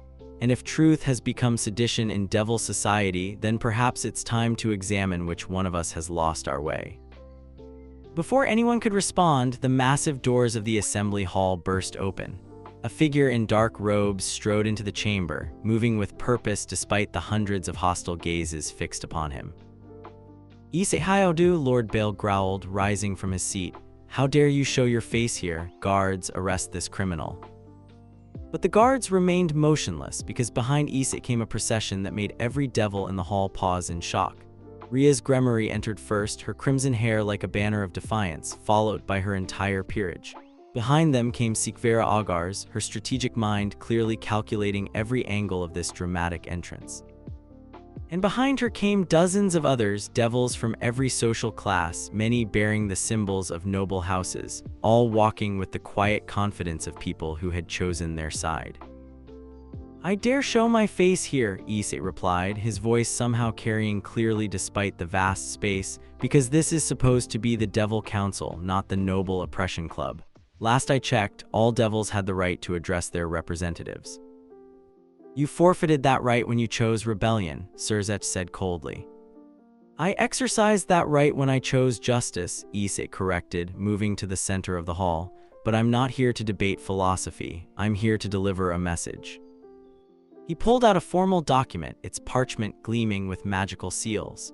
"The Dragon Covenant formally notifies the Devil Council of our independence. We claim no territory, demand no resources, and threaten no one who chooses to remain under your authority. We simply assert our right to govern ourselves according to our own principles." "Impossible," Lord Glaciolabolas snarled. "You cannot simply declare independence. Devil society doesn't work that way." Doesn't it? Issei asked, looking around the hall with genuine curiosity. I seem to remember reading about 4 devils who declared independence from the original devil kings. They called it the Great Revolution, and we built statues to commemorate their courage. The comparison hit like a physical blow. Several devils shifted uncomfortably as the historical parallel became clear. That was different, Lord Phoenix protested. The old devil kings were tyrants who claimed their authority was natural and unquestionable, Issei finished. Who insisted that rebellion against them was rebellion against the very concept of order, who demanded absolute obedience and called it loyalty. He turned to address the entire assembly, his enhanced charisma making his words carry to every listener. Tell me, honored lords, when does legitimate authority become tyranny, when it stops serving the people it claims to protect, when it uses fear instead of earning respect, when it demands silence in the face of injustice? Enough! Surzech's power filled the hall like a physical presence pressing down on everyone present. You speak of justice and protection, but you offer only chaos and dissolution. Without hierarchy, without order, devil society will collapse into anarchy. Will it? Sikvera stepped forward, her voice calm and analytical. Because our preliminary data suggests otherwise. In 3 weeks of operation, the Dragon Covenant has achieved a lower crime rate, higher satisfaction scores, and better resource distribution than any comparable devil territory. She gestured, and magical displays appeared in the air, showing statistical comparisons that made several devils in the assembly lean forward with interest. Moreover, she continued, voluntary participation rates suggest that devils prefer consensual governance to imposed authority by a margin of approximately 7-1. Lies, Lord Bathan shouted from his seat. Propaganda designed to. Independently verified by Lord Adjuka Beelzebub's research division, Sikvera replied smoothly. I can provide the raw data if anyone questions the methodology. All eyes turned to Adjuka, who had remained silent throughout the proceedings. The analytical Satan studied the displays for a long moment before speaking. The data appears accurate, he said finally, though I would note that 3 weeks constitutes an insufficient sample size for long-term projections. Agreed, Issei said immediately, which is why we're not asking you to adopt our system. We're asking you to let us prove it works. If we fail, you can point to our failure as evidence that the old way is better if we succeed. He let the sentence hang in the air, its implications clear to everyone present. If you succeed, Lord Bale said grimly, you destroy the foundation of everything we've built. No, Rhea spoke for the first time since entering, her voice carrying the authority of her bloodline. If we succeed, we prove that everything you've built can be improved upon. There's a difference. The tension in the hall was becoming unbearable. Devils throughout the assembly were choosing sides with their posture, their expressions, their positioning relative to the central confrontation. The careful neutrality that had marked devil politics for centuries was crumbling in real time. Then, from the highest tier of the assembly, an unexpected voice spoke. Perhaps, said Lady Citri, her tone thoughtful, the question we should be asking is not whether this Dragon Covenant threatens our authority, but whether our authority deserves to be threatened. The silence that followed was deafening. Lady Citri, one of the most conservative voices in the assembly, had just questioned the fundamental premise of the opposition to Issei's movement. You speak heresy, Lord Phoenix said, but his voice lacked its earlier conviction.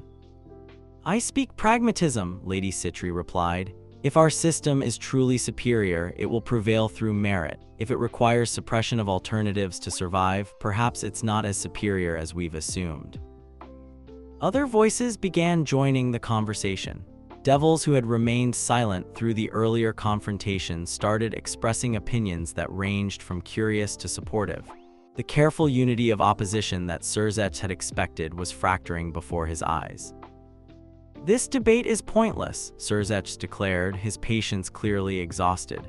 The Dragon Covenant represents an illegal attempt to subvert legitimate devil authority. It must be disbanded and its leaders must face justice. Illegal under whose law? Issei asked quietly. We don't recognize the authority of laws we had no voice in creating, imposed by rulers we didn't choose, enforced by systems designed to benefit the enforcers. "Then you are in rebellion," Serzech stated flatly. "Then you are tyrants," Issei replied with equal flatness. The words hung in the air like a challenge that could not be withdrawn. Every devil in the hall understood that they had just witnessed the formal declaration of war between two incompatible visions of how their society should function. Serzech raised his hand, power crackling around his fingers. "By the authority vested in me as Lucifer, I declare the Dragon Covenant to be an illegal organization in rebellion against legitimate devil authority. All members are ordered to surrender immediately or face the consequences of treason." But before he could continue, another voice cut through the tension, young, clear, and carrying an authority that made even Serzech pause. "By the authority vested in me by the Dragon Covenant and confirmed by Great Red himself," Issei replied, his own power beginning to manifest as golden flames that seemed to burn without heat, "I formally reject your jurisdiction and declare the independence of all devils who choose to live by the Dragon's Code." The two forces faced each other across the assembly hall, traditional hierarchy against chosen community, imposed order against consensual governance, the weight of millennia against the promise of something better. And in that moment, every devil present understood that their world was about to change forever. The war for the soul of devil society had begun. But this would not be a war fought with armies and territory. This would be a war fought with ideas and allegiances, where every devil would have to choose not just which side to support, but what kind of world they wanted to live in. As the two factions faced each other in the Great Assembly Hall, the only certainty was that when the sun rose on the Devil Realm tomorrow, nothing would ever be the same again. The revolution had become evolution. And evolution, by its very nature, was impossible to stop. The War Council convened in what had once been the wine cellar, but was now something far more significant, the first seat of an independent government. The Dragon Covenant's leadership had expanded dramatically in the 48 hours since the confrontation in the Great Assembly Hall, with representatives from 17 different devil houses now seated around tables that had been hastily arranged in concentric circles. "Status report," Issei said, his voice carrying the quiet authority he'd grown into. The transition from passionate rebel to strategic leader had happened almost overnight, forced by circumstances and enabled by the enhanced charisma Great Red had granted him. Sikvera stood first, a stack of documents in her hands. "We have formal declarations of independence from 43 devil territories, ranging from individual households to entire administrative districts. Combined population, approximately 15,000 devils." Opposition response, Riaz asked from her position to Issei's right. "Mixed," Roygun replied, consulting her own notes. "The hardline houses are calling for immediate military action. The moderates are pushing for economic sanctions and diplomatic isolation, but there's a third faction that's staying notably quiet." "The opportunists," Meredith observed grimly. "They're waiting to see which side looks likely to win before committing resources." Catalina looked up from the magical communication array she'd been monitoring. "We're receiving requests for asylum from individual devils at a rate of roughly 1 every 10 minutes. Most are fleeing in-game abuse, forced marriages, or what they term loyalty conditioning." The term sent a chill through the room. Loyalty conditioning was the practice of using magical compulsion to ensure absolute obedience from lower-class devils, a method that had been quietly expanding throughout the underworld as traditional authority structures came under pressure. "We need to address the elephant in the room," Asia said quietly, her gentle voice somehow carrying clearly through the strategic discussions.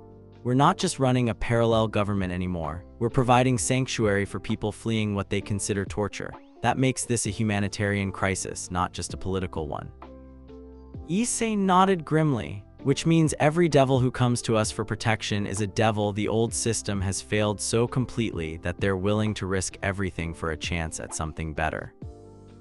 "It also means," Aquino added with her characteristic directness, "that we're collecting all the devils they'll want to make examples of. We're not just rebels anymore, we're shields." The weight of that responsibility settled over the room like a physical presence. They had moved beyond abstract principles into the concrete reality of protecting real people from real harm. "Speaking of protection," Zenobia said, her hand resting on her sword hilt, "what's our military situation? Because noble houses don't typically accept rebellion politely." Kaneko, who had been silent until now, spoke with characteristic bluntness. We're outnumbered approximately 50-1 if you count only combat-trained devils, but the math changes if you count motivation levels. Meaning, Rogan asked. Meaning our people are fighting for their freedom, their families, and their future, Issei said, understanding immediately. Their people are fighting to maintain a system that benefits them at everyone else's expense. History suggests that motivation matters more than numbers. History also suggests, Sikvera said pragmatically, that the side with better logistics usually wins regardless of motivation. We need to discuss resources. Before anyone could respond, the chamber's magical alarm system activated. Runes along the walls began glowing with urgent red light, indicating the approach of a large force with hostile intent. Battle positions, Issei ordered, his voice calm despite the circumstances. Non-combatants to the secured areas, communication teams maintain contact with our outlying territories. But as they prepared for what they assumed would be the first direct assault on their headquarters, the magical sensors registered something unexpected. The approaching force was flying a flag of truce. Diplomatic contact, Catalina reported, her voice puzzled. Single representative requesting immediate audience with Dragon Covenant leadership. Who Rias demanded. According to the identification signature, Catalina paused, double-checking her readings. Lady Seraphal Leviathan. The silence that followed was profound. One of the four great Satans requesting a diplomatic meeting was either a sign that their movement had achieved unprecedented legitimacy or a trap of equally unprecedented sophistication. She comes alone, Issei asked. Single magical signature, no support staff, no guards, no backup communications. Issei looked around the room, reading the faces of his advisors and allies.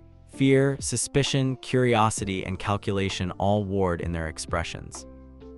We hear her out, he decided finally, but we do it here on our terms with all of us present. No private meetings, no separate negotiations. 20 minutes later, Seraphal Leviathan descended into the chamber that had become the heart of a revolution. She looked exactly as she always did, young, energetic, and deceptively cheerful, but there was something in her eyes that spoke of serious purpose. Lady Leviathan, Issei said formally, rising from his chair, you requested this meeting, we're listening. Please, just Seraphal, she replied, settling into the chair they'd provided with casual grace. We're way past formal titles at this point. Are we? Riaz asked carefully. Because last I checked, you were one of the four rulers of Devil Society, and we were rebels against that authority. Seraphal's smile was sharp. Last I checked, Great Red himself had recognized your legitimacy. That changes the political math considerably. She pulled out a document case and spread several papers on the table. The four Satans have been meeting continuously since your declaration of independence. The debate has been intense. I imagine, Rogan said dryly. What's the official position?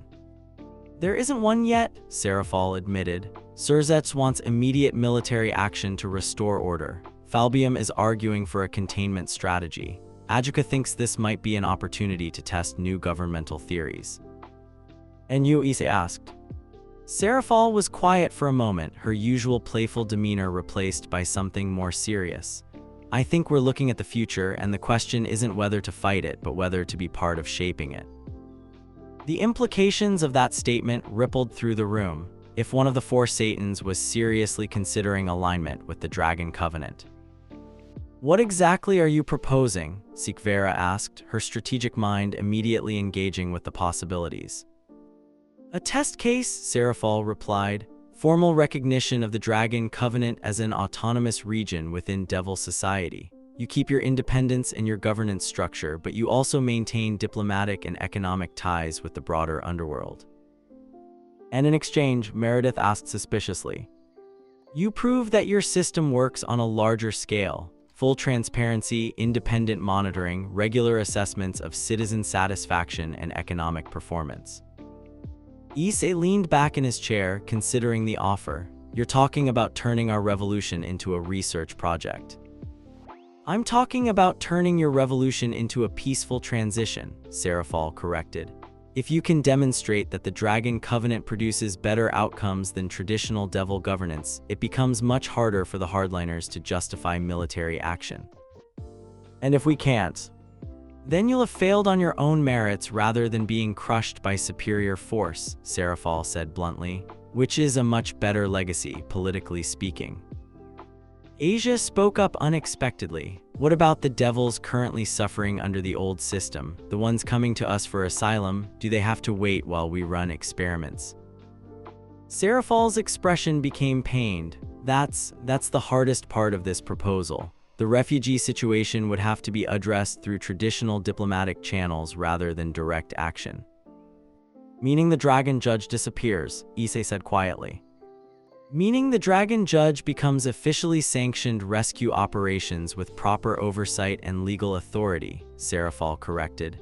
Less dramatic maybe, but ultimately more effective. The room fell silent as everyone processed the implications. This was the choice between revolutionary purity and practical progress, between dramatic resistance and incremental change. Kaneko, surprisingly, was the first to speak. Do we trust her? The question isn't whether we trust her, Roigun replied thoughtfully. It's whether we trust ourselves to remain true to our principles within a more complex political structure. There's another question, Aquino added, her tone carrying warning. What happens to the other Satans? Surzet isn't going to simply accept this arrangement, and neither are the noble houses that have been calling for our heads. Serafal's smile returned, but it was sharp with political calculation. That's where things get interesting. If the Dragon Covenant is officially recognized as autonomous, attacks against it become acts of war against a legitimate government under Great Red's protection. Suddenly, the cost-benefit analysis looks very different. You're talking about using international law to protect a domestic revolution, Sikvera observed admiringly. That's actually brilliant. It's also risky, Catalina pointed out. We'd be trading freedom of action for security of position. No more midnight rescues, no more dramatic confrontations with abusive lords. But also, Asia added softly, no more wondering if the people we're trying to help will survive long enough for us to reach them. Issei looked around the room at faces that had become far more than allies. They had become family, bound together by shared conviction and mutual risk. The decision ultimately belonged to all of them, but he could see the weight of leadership settling on his shoulders nonetheless. There's something else we need to consider, he said finally. This offer assumes the Dragon Covenant remains what it is now, a small, experimental community. But what if we succeed beyond anyone's expectations? What if half the Devil Realm decides they prefer our system? Then the autonomous region becomes the dominant culture, Serafal replied, and the old system becomes the historical curiosity, political evolution instead of political revolution. And you're okay with that possibility? Serafal's expression became unreadable. I'm okay with devils having the choice. If our current system is truly better, it should be able to compete on merit. If it's not, she shrugged, then maybe it's time for something new. The conversation continued for several more hours, working through practical details and political implications. Trade agreements, resource sharing, diplomatic protocols, citizen exchange programs, all the mundane infrastructure that would be required to make the arrangement work. But through all the negotiations, Issei found himself thinking about the girls they'd rescued, the families they'd protected, the devils who had found hope where none existed before. The question wasn't whether Serafal's offer was strategically sound. It clearly was. The question was whether accepting it would serve the people who had trusted them with their futures. As dawn approached and the formal terms began taking shape, Issei realized that they had reached another turning point. The passionate rebellion of 3 weeks ago was becoming something more complex, a functioning alternative that could coexist with the old system while gradually replacing it. There's one non-negotiable condition, he said as the meeting drew toward a close. Which is? Serafal asked. The rescue operations continue. Maybe they become more formal, maybe they work through official channels, but they continue. Every day we delay is another day people suffer needlessly. Agreed, Serafal said immediately. In fact, having official legal authority will make the rescues more effective, not less. Then we have a deal, Issei said, extending his hand. As Serafal shook it, sealing an agreement that would reshape the political landscape of Devil society, neither of them noticed the figure watching from the shadows outside the chamber. Some members of the Old Guard were not prepared to accept political evolution, no matter how legitimate it became. And desperate enemies, as Rias had warned, were the most dangerous kind of all. But in the chamber where revolution had become negotiation, where warfare had become diplomacy, the Dragon Covenant took its first steps toward becoming something unprecedented in Devil history, a successful alternative to traditional authority. The question now was whether they could survive their own success. The formal signing ceremony took place in what had been hastily designated as the Dragon Covenant's first official embassy, a grand hall within neutral territory that had been unused since the last faction summit. Representatives from multiple supernatural powers attended as witnesses, lending weight to what many were calling the most significant political development in Devil society since the Great War. But for Issei, standing at the podium with documents that would reshape his world, the most important witnesses were the ones seated in the front rows, his family, both born and chosen. With this signature, he said, his voice carrying clearly through the magical amplification, the Dragon Covenant accepts autonomous status within the broader framework of Devil society, while maintaining our right to self-governance according to our founding principles. The ceremony concluded to polite applause, but Issei barely noticed. His attention was focused on the faces of those who had stood with him from the beginning, and the new allies who had joined their cause along the way. Each represented not just political support, but personal bonds forged through shared struggle and mutual trust. Later that evening, in the privacy of their expanded headquarters, now officially recognized as the Dragon Covenant seat of government, a different kind of ceremony was taking place. The formal political alliance was settled, but the personal relationships that had sustained them through revolution required their own recognition. So, Ria said, settling into her chair with wine that sparkled with tiny golden flames, we've gone from rebels to diplomats to legitimate government officials in less than a month. Anyone else feeling slightly dizzy from the pace?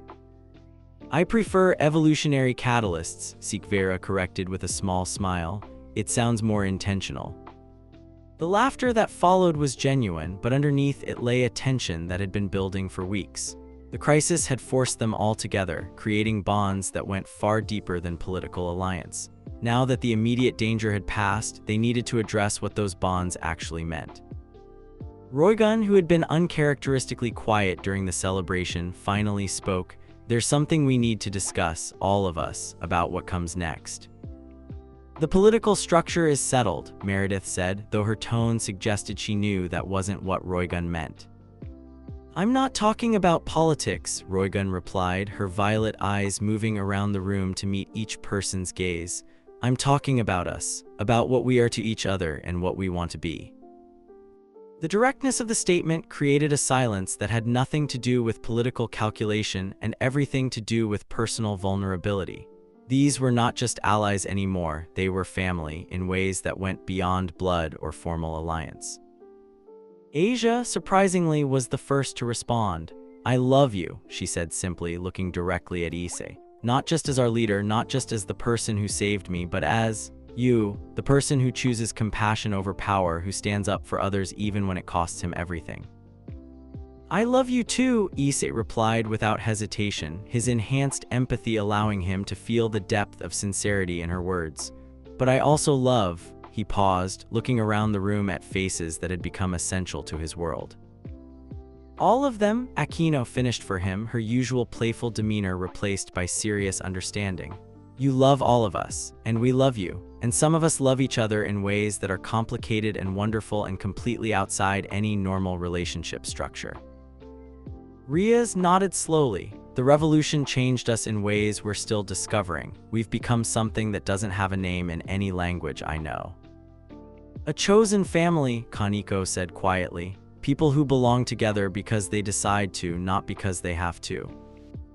The question, Catalina added, her analytical mind engaging with the emotional complexity, is how we structure that belonging. How we honor what we've built together while acknowledging that what we've built is unique. Sikvera leaned forward, her strategic mind already working through possibilities. In traditional Devil society, relationships are about power dynamics. marriage contracts, political alliances, inheritance structures, but we're not traditional devil society anymore. We're something new, Meredith agreed, which means we get to define our own relationship structures. A harem, Zenobia said bluntly, causing several people to choke on their drinks. That's what you're all dancing around saying. Issei as the center of a complex relationship network that includes romantic, familial, and political bonds. That's Ria's began then stopped. Actually, that's exactly what we're talking about, isn't it? But not a traditional harem, Roygun clarified quickly. Not ownership or possession or hierarchy based on who was there first, something more like a constellation, Asia said suddenly, her gentle voice carrying surprising certainty. Where Issei is the central star, but each of us has our own light, our own importance, our own relationships with each other. I like that metaphor, Aquino said approvingly. It implies both connection and independence. Issei had been listening to this conversation with growing amazement. These incredible women, brilliant, powerful, principled people who could have chosen any life they wanted, were essentially proposing to restructure the very concept of romantic relationships around their shared bond with him and each other. Are you sure? He asked quietly. This isn't just the intensity of everything we've been through, because once we formalize this, once we make it real, there's no going back to simpler alternatives. Issei, Ria said, her crimson hair catching the lamplight as she leaned forward. When have any of us ever chosen the simpler alternative? The truth of that statement hung in the air. Every person in this room had, at some point, chosen the harder path because it was the right path. Why would their personal relationships be any different? There would need to be rules, Sikvera said, her organizational instincts kicking in. Agreements about how decisions get made, how conflicts get resolved, how new relationships get integrated. The Dragon's Code, but for family structure, Catalina observed. Protect those who cannot protect themselves, including each other. Earn loyalty through deed. Trust has to be continuously renewed. Question authority even within our own relationships. Stand together or fall alone. We support each other's happiness even when it's complicated. That's an Issei paused, struck by the elegance of the framework. That's actually beautiful. It's also completely unprecedented, Meredith pointed out. We'd be creating a relationship structure that's never been attempted in Devil Society. Good, Roygun said firmly. Devil Society's traditional relationship structures are part of what we've been fighting against. Marriage contracts that treat women as property, political alliances that ignore personal compatibility, hierarchies that assume some people's happiness matters more than others. So we do better, Kaneko said simply. We create something based on choice and respect and mutual support. The conversation continued deep into the night, working through practical details that ranged from living arrangements to decision-making processes to how they would handle the inevitable political complications of such an unconventional family structure. But underneath all the logistics, there was something more fundamental taking shape, a recognition that what they had built together was worth protecting, worth formalizing, worth the inevitable challenges that would come with choosing something so far outside normal expectations. There's one more thing we need to address, Issei said as dawn approached. This arrangement, this constellation, it can't be about me collecting people. It has to be about all of us choosing each other in whatever combinations and whatever ways feel right. Meaning, Asia asked. Meaning, if Sikvera and Roygun develop feelings for each other, that's beautiful. If Riaz and Aquino want to explore a relationship that doesn't directly involve me, that's their choice to make. If Catalina decides she wants to pursue someone outside our family, we support that too. A network based on genuine affection rather than exclusive possession, Meredith said approvingly. I can work with that. Can you? Riaz asked, looking around the room. Can all of us? Because this means trusting each other with levels of vulnerability that most people never risk. One by one, they each gave their answer, not just verbal agreement, but emotional commitment to something unprecedented and hopeful and terrifying in its complexity. As the sun rose over their headquarters, now officially recognized as the seat of legitimate government, Issei found himself surrounded by the most extraordinary family he could have imagined. Not bound by law or tradition or political necessity, but by choice and respect, and the shared conviction that love, like revolution, was best when it lifted everyone up. The dragon's harem, as history would later call it, was formalized not with contracts or ceremonies but with a simple understanding. They belonged to each other because they chose to, and they would continue choosing each other every day. 3 weeks later, Issei received a message that made him smile, Great Red requesting another meeting. Not because of crisis or conflict, but because the true dragon was curious about their latest innovation. You have created something that has never existed before, Great Red observed when they met in the dimensional gap. A relationship structure based entirely on consensual participation and mutual elevation. Even I am impressed. It seemed like the logical extension of everything else we were building, Issei replied. If we could revolutionize government and justice and social structure, why not revolutionize how people love each other? And it works. It works because we make it work, Issei said simply. Every day, with every choice, with every decision to prioritize each other's happiness over our own insecurities. Great Red's ancient eyes gleamed with something that might have been amusement. You have learned the final lesson, young dragon. True strength isn't in taking what you want, it's in building something so beautiful that others want to be part of it. Is that what we did? That, Great Red replied, is what you are still doing. The revolution never ends, Issei Hyodu, it just becomes a way of life. As Issei returned to the headquarters where his constellation was waiting, some planning tomorrow's rescue operations, others working on legislation to protect devil rights, all of them choosing each day to build something better than what came before, he understood that Great Red was right. The revolution had become evolution, the rebellion had become a way of life, and the dragon's harem had become proof that even love, when approached with the right principles, could be revolutionary. In the distance, storm clouds were gathering as conservative forces within Devil Society prepared their response to these latest changes. But in the headquarters of the Dragon Covenant, surrounded by family both chosen and beloved, Issei felt ready for whatever challenges tomorrow might bring. After all, they had already proven that impossible things became inevitable when the right people chose to stand together. And they had only just begun to show the world what choosing each other could accomplish. The storm that had been gathering on the horizon finally broke 3 months after the Dragon Covenant's official recognition, but it didn't come in the form anyone had expected. Instead of military assault or political maneuvering, it arrived as a simple message delivered to every devil in the underworld simultaneously, a feat of magical communication that required power on the scale of the Great Red himself. The message was brief. The experiment concludes. All parties will present themselves for final judgment. Issei received the summons while reviewing asylum applications in what had become a daily ritual. The Dragon Covenant now processed nearly 100 requests per week from devils seeking escape from various forms of oppression, and each case required careful consideration to ensure they weren't being manipulated by hostile forces. Great Red wants to see all of us, Riaz asked, reading over his shoulder, not just you. All parties, Issei repeated, studying the message's phrasing. That could mean everyone who's been involved in this situation from the beginning.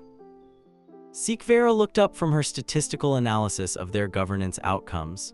The timing isn't coincidental. We just completed our 3-month assessment period. Every metric we agreed to track has been measured and verified. And, Catalina asked, though her tone suggested she already knew the answer. We've exceeded projections in every category, Sikvera replied, unable to keep the satisfaction out of her voice.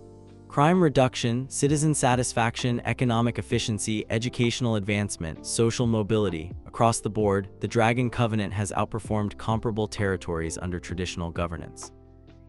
Which means, Roygun said thoughtfully, that Great Red's judgment isn't about whether our system works. It's about what happens next. The implications of that statement rippled through the room. Success, as they were learning, created its own complications. When the Dragon Covenant was a small experimental community, it could be tolerated as an interesting aberration.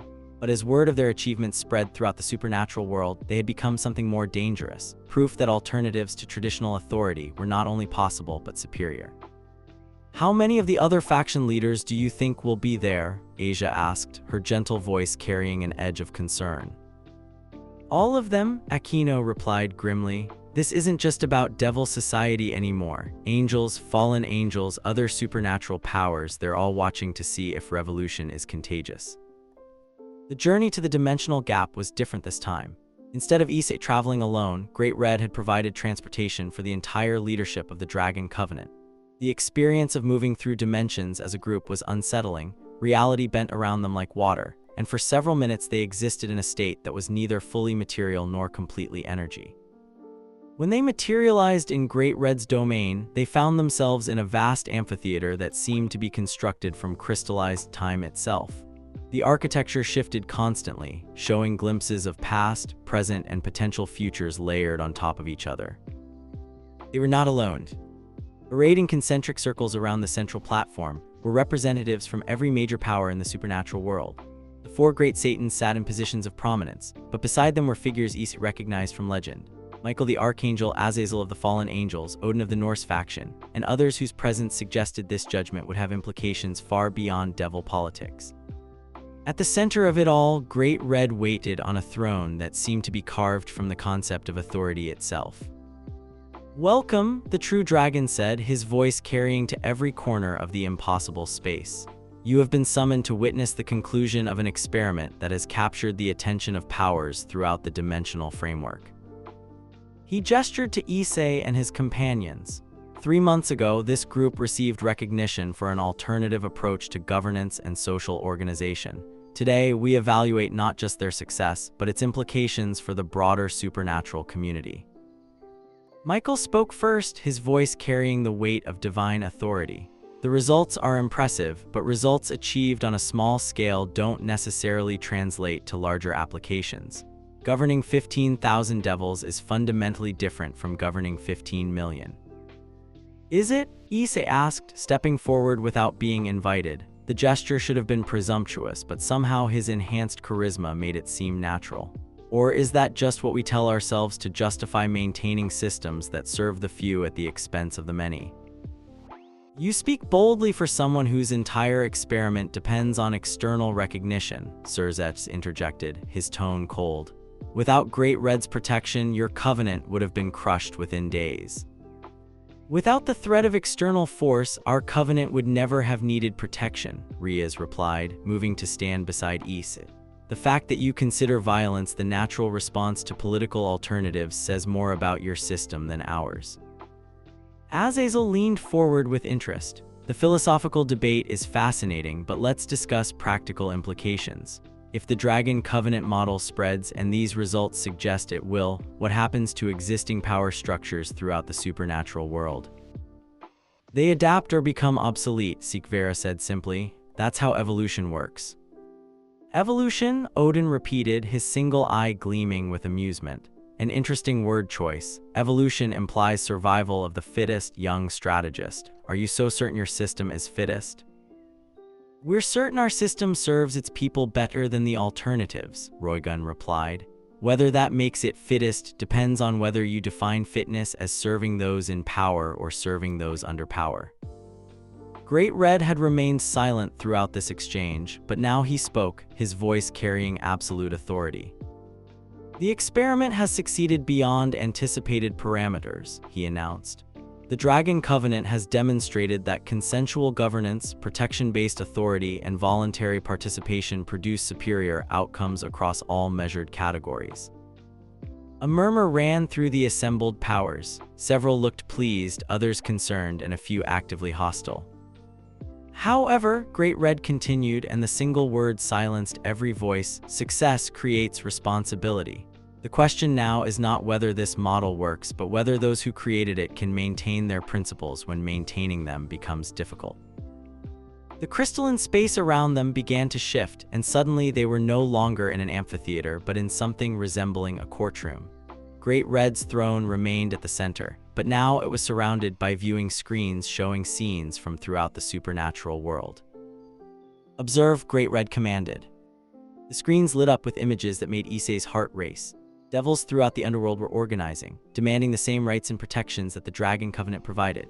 But more than that, fallen angels were questioning their hierarchical command structure. Lower-ranking angels were asking why divine authority couldn't be subject to oversight. and supernatural beings from dozens of minor factions were forming their own cooperative alliances. "Your experiment has become a catalyst," Great Red said, his ancient eyes fixed on Issei. "Revolution is spreading throughout the dimensional framework. The question is, are you prepared for the consequences of your success?" "What kind of consequences?" Asia asked quietly. Another shift in the screens showed darker images, traditionalist factions preparing for what they termed restoration campaigns, extremist groups planning violence against reformist movements, and several major powers discussing containment strategies that looked suspiciously like siege warfare. "The consequences of proving that better is possible," Great Red replied.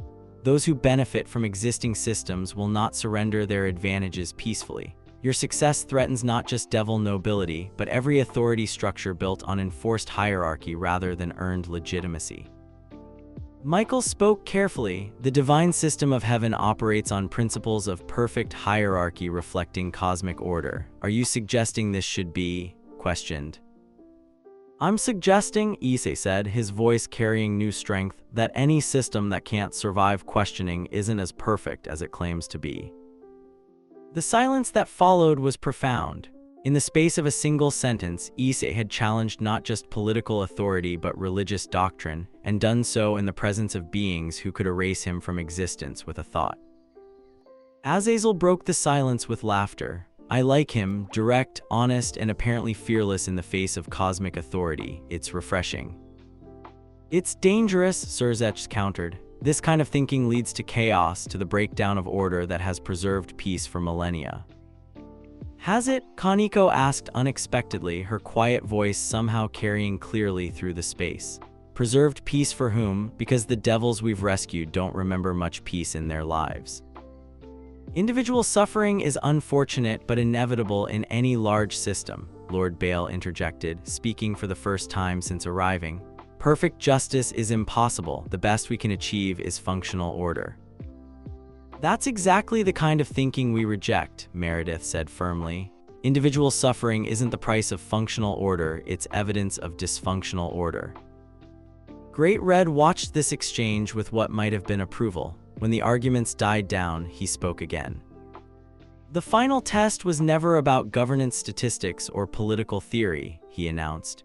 "It was about character under pressure. Can those who claim to serve justice maintain their principles when maintaining them costs them everything?" The viewing screens changed again, now showing a single image that made everyone in the Dragon Covenant delegation tense. Their headquarters, surrounded by what appeared to be the largest military force assembled in Devil Society since the Great War. Lord Bale has convinced a coalition of traditionalist houses that the Dragon Covenant represents an existential threat to supernatural stability, Great Red explained calmly. "They have issued an ultimatum: surrender voluntarily or be destroyed as enemies of cosmic order." "And the other factions?" Riaz asked, though her voice suggested she already suspected the answer. "Are watching to see how this situation resolves before deciding their own responses to reformist movements within their territories," Great Red replied. "Your response to this crisis will determine not just your own fate, but the fate of every being throughout the supernatural world who hopes for something better than what they have." The weight of that responsibility was staggering. They weren't just fighting for their own community anymore, they were fighting for the very concept that change was possible, that systems could be improved, that authority could be earned rather than simply claimed. "What are our options?" Sikvera asked, her strategic mind immediately engaging with the tactical situation. "Fight and almost certainly lose," Great Red said bluntly. "Surrender and definitely lose, or Issei prompted. "Or prove that your principles are stronger than any force they can bring against you," Great Red replied. "But understand, this choice will have consequences that echo throughout every dimension, every realm, every corner of existence where beings wonder if they must accept the authority imposed upon them." The crystalline courtroom fell silent as the full implications sank in. This wasn't just about the Dragon Covenant anymore. This was about whether the future would be built on the foundation of forced obedience or chosen cooperation. Issei looked around at his family, the incredible group of people who had chosen to stand with him and each other through revolution, evolution, and everything in between. In their faces, he saw the same understanding that burned in his own heart. "We've never fought for anything less than what we believed was right," he said finally. "I don't see why we should start now." "Even if it means facing impossible odds?" Michael asked. "Especially then," Asia said quietly, "because if we're not willing to risk everything for what we believe in, then what we believe in isn't worth having." Great Red's expression, as much as an ancient dragon's expression could be read, seemed to show satisfaction. "Then let it be recorded throughout all dimensions," he declared. "The Dragon Covenant has chosen its path. The final test begins now." As the impossible courtroom began to dissolve around them, returning them to their own realm and the army waiting outside their doors, Issei felt something he hadn't experienced since this all began: absolute certainty. They had built something beautiful, something just, something that proved better was possible. And if defending it required everything they had, then everything they had was what they would give. The revolution had become evolution, evolution had become validation, and now validation would become legend, one way or another. The final battle for the soul of supernatural society was about to begin. But in that moment, surrounded by family and armed with unshakable principles, Issei Hyodu felt ready for anything the universe could throw at them. After all, they had already proven that impossible things became inevitable when the right people chose to stand together. And they had only just begun to show the cosmos what choosing each other could accomplish. The army surrounding Dragon Covenant headquarters was a sight that would have made the Great War generals pause in admiration. Banners from 17 major devil houses flew in perfect formation, their magical standards crackling with enough concentrated power to level mountains. At the center of it all, Lord Baal commanded from a crystalline platform that hovered above the assembled forces like a throne of judgment. Inside the headquarters, the atmosphere was electric with controlled tension. The Dragon Covenant's leadership had assembled in their main council chamber, but this wasn't a panic-stricken emergency meeting. It was a war council comprised of people who had already accepted the cost of their principles. "Final count," Sikvera reported, her voice steady despite the magnitude of what they faced. "Approximately 8,000 combat-trained devils, including elite units from each major house. Full magical artillery support, aerial superiority, and what appears to be at least 3 Satan-class power sources." "Our forces?" Issei asked, though he already knew the answer. 200 combat-capable defenders, maybe 300 if we count everyone who's volunteered despite lack of training," Roygun replied grimly, "plus the civilian population we're protecting." 40 to 1 odds, Meredith calculated aloud. "Historically speaking, those are challenging." "Historically speaking," Aquino said with her characteristic dark humor, "we've specialized in challenging odds since day one." Riaz moved to the window overlooking the courtyard where their people had gathered, not just the original revolutionaries, but families who had found safety within their walls, young devils who had chosen hope over submission, elderly devils who had lived long enough to recognize the possibility of something better.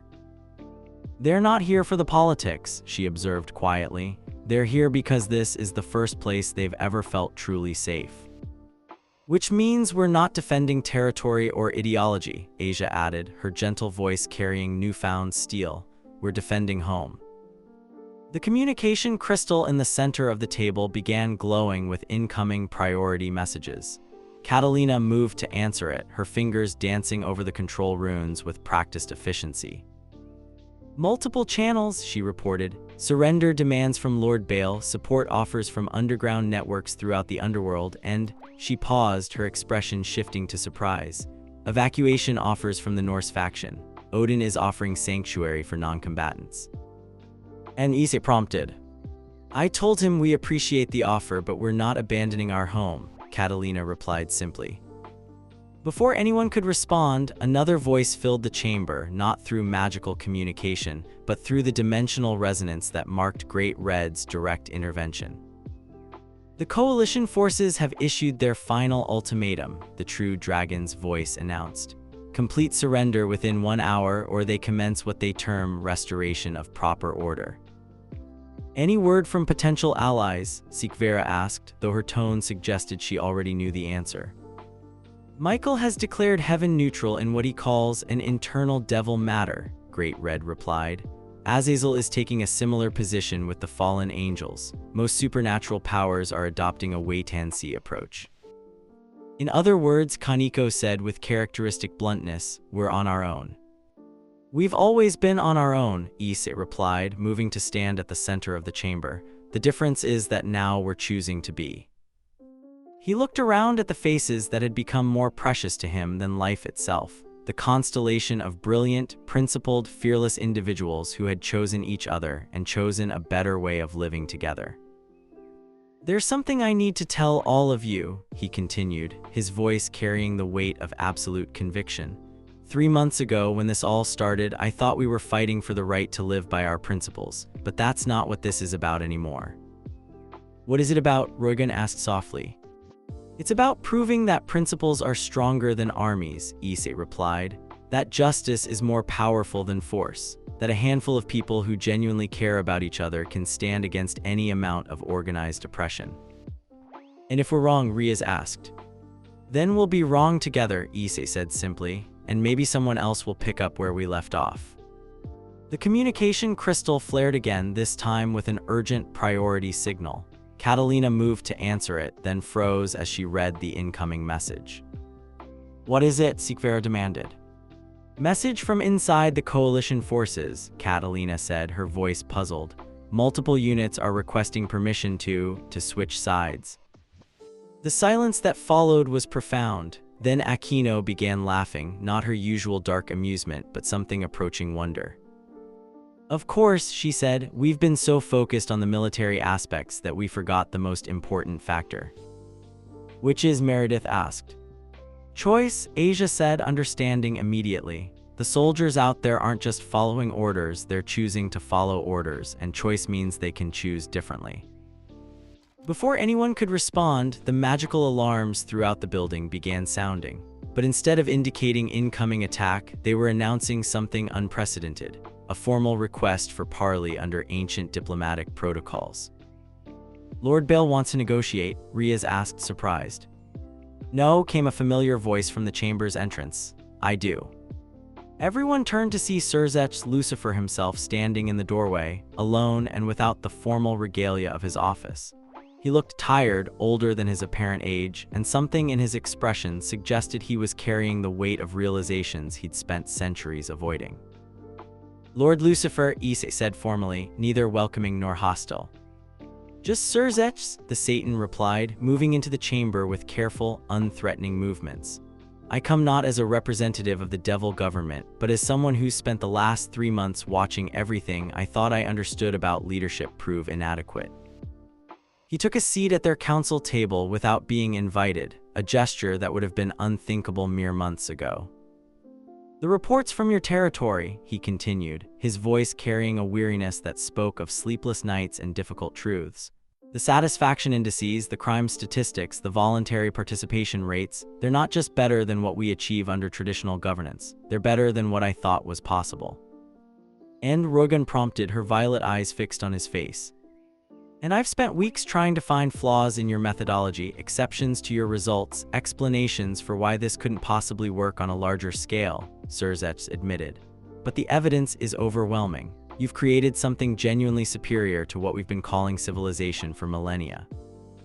So why is there an army outside our doors? Issei asked quietly. Sirzech was silent for a long moment, and when he spoke, his voice carried the weight of centuries of accumulated regret.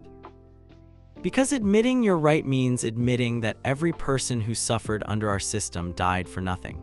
Every injustice we allowed, every abuse we ignored, every time we chose order over justice, it all becomes inexcusable if there was always a better way. There was always a better way, Riaz said firmly. The question is whether you're prepared to choose it now. I am, Sirzech said simply. But I'm only one of 4 Satans, and the noble houses have made it clear that they'll remove me from office rather than accept systemic change. So what are you proposing? Sikvera asked, her strategic mind already working through the implications. A demonstration, Sirzech replied, not military, moral. Show them that your principles are stronger than their force. Prove that the Dragon Covenant's power comes from something they can't defeat with armies. Before anyone could ask what he meant, the building's defensive systems activated with a sound like thunder. Through the windows, they could see magical barriers springing to life around the headquarters, creating a dome of protective energy that shimmered with all the colors of hope. What? Issei began, then stopped as he felt it. Power flowing through the building's foundation, up through its walls, gathering strength from every person who had chosen to stand with them. Not magical power in the traditional sense, but something deeper and infinitely more dangerous to authoritarian systems. The power of consensual authority, Great Red's voice echoed through the chamber, carrying approval that resonated in dimensions beyond hearing. When people choose to grant legitimacy, that legitimacy becomes unbreakable. Through the magical communication system, reports began flooding in from throughout the underworld. Devil communities declaring independence from traditional house authority, young devils forming their own covenant groups, established territories petitioning for conversion to the Dragon Covenant model. It's spreading faster than anyone anticipated, Catalina reported, her voice filled with wonder. Dozens of declarations of independence, hundreds of asylum requests, thousands of devils choosing to live by our principles rather than traditional law. Lord Bale's voice suddenly filled the air through a general broadcast, his tone sharp with desperation. Attention all devil forces, maintain positions. This is organized sedition designed to break our unity. But even as he spoke, gaps were appearing in the army surrounding them. Entire units were standing down, their soldiers choosing to lay down arms rather than attack people fighting for the same freedoms they had secretly longed for. The demonstration, Surzech said quietly, is that you've already won. Force can't defeat an idea whose time has come, and the idea of consensual governance has clearly arrived. Through the protective barriers, they could see Lord Bale's platform descending toward the ground as his coalition dissolved around him. Some houses were withdrawing their forces entirely, others were opening communications with the Dragon Covenant, and a few were simply standing in confused paralysis as their soldiers refused orders to attack. What happens now? Asia asked, her gentle voice cutting through the strategic discussions. Now we build, Issei said, moving to stand beside the window overlooking the courtyard where their people waited. We prove that what we've accomplished here can be accomplished everywhere. We help every devil who wants to choose their own form of governance, support every community that wants to live by principles of mutual respect, protect every person who chooses hope over fear. The revolution becomes evolution, Riaz observed, joining him at the window. The evolution becomes the new normal, Roigun added. And the new normal, Sikvera concluded with satisfaction, becomes unstoppable. As the sun set over what had been intended as the final battle between old and new approaches to authority, the Dragon Covenant found itself not defending against annihilation, but coordinating the largest peaceful transformation in supernatural history. Messages poured in from across the dimensional framework. Angels requesting information about consensual governance structures, fallen angels forming their own cooperative communities, supernatural beings from dozens of minor factions establishing mutual protection agreements based on the Dragon's Code. Great Red was right, Issei said as he watched former enemies laying down their weapons and asking to join the communities they had come to destroy. The final test wasn't about whether we could fight, it was about whether we could inspire. And, Aquino asked, though her smile suggested she already knew the answer. And apparently, Issei replied, reaching out to gather his constellation of brilliant, beloved, revolutionary family members around him, inspiration is more contagious than we ever imagined. In the distance, Lord Bale's voice could be heard issuing increasingly desperate commands to forces that were no longer listening. But in the headquarters of the Dragon Covenant, surrounded by people who had chosen each other and chosen hope, the sound felt like nothing more than an echo of a world that was already becoming history. The final battle had been won not through superior force, but through superior example. And the revolution that had begun with one dragon's refusal to accept injustice had become an evolution that was reshaping the very foundations of reality. The impossible had once again become inevitable.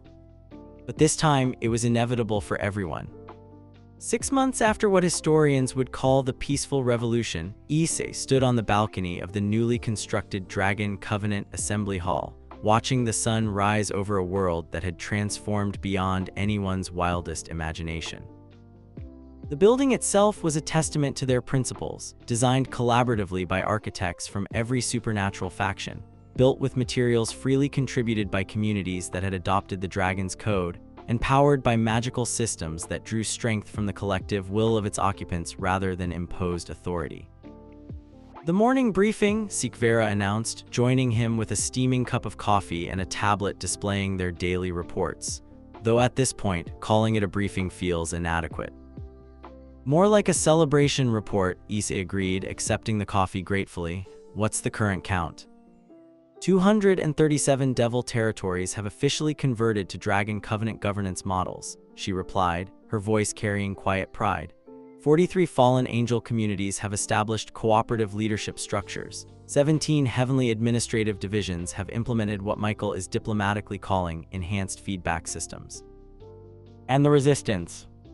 Down to 12 traditionalist holdouts, mostly isolated territories with aging populations who remember the old ways fondly, Sikvera said.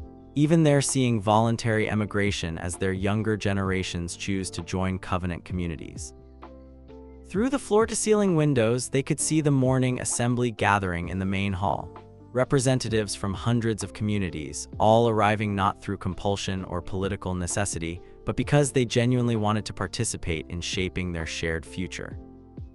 Sometimes I still can't believe this is real, Issei admitted, watching delegates from former enemy houses discussing educational reform proposals with devils who had once been considered their inferiors. Believe it, came Ria's voice from behind them. She emerged from the building carrying her own morning coffee and wearing the simple robes that had become the unofficial uniform of Covenant leadership, elegant but practical, designed for work rather than display of status. The integration reports came in overnight, she continued, settling beside Issei with the comfortable intimacy that had become natural over the months. Former raiding game abuse victims are now serving as counselors for newly rescued devils. Ex-noble house daughters who joined us early are running educational programs for communities transitioning to Covenant governance. Healing through service, Asia observed, joining their morning gathering as the rest of their family began filtering onto the balcony. It had become tradition, this quiet moment before the day's work began, where they could appreciate how far they'd traveled together. Speaking of healing, Roygun said, consulting her own reports, the psychological evaluation programs are showing remarkable results. Turns out that people recover from trauma much faster when they're actively involved in preventing others from experiencing similar harm. Who would have thought, Aquino said with gentle sarcasm, that giving people agency in their own recovery would be more effective than traditional authority knows best approaches. Meredith looked up from the strategic analysis she'd been reviewing. The really interesting development is in the outer territories. Communities that haven't formally joined the Covenant are still adopting modified versions of our principles. It's like cultural evolution in real time. The ideas are becoming self-replicating, Catalina observed with scientific fascination. Once people see that consensual governance produces better outcomes, they start implementing it naturally, even without formal guidance. Kaneko, who had been quietly watching the delegates gather below, spoke with her characteristic directness. The children born into Covenant communities won't understand why anyone ever thought the old ways made sense. The truth of that observation settled over them with quiet satisfaction. They weren't just changing their own generation, they were laying the foundation for a future where their principles would be so fundamental that alternatives would seem incomprehensible. There's something else, Zenovia announced, emerging from the building with an expression of barely contained excitement. Great Red sent a message. He wants to see you, Issei, but this time he's not coming to the dimensional gap. Where then? Issei asked, though something in Zenovia's expression suggested he wouldn't have to wait long for an answer.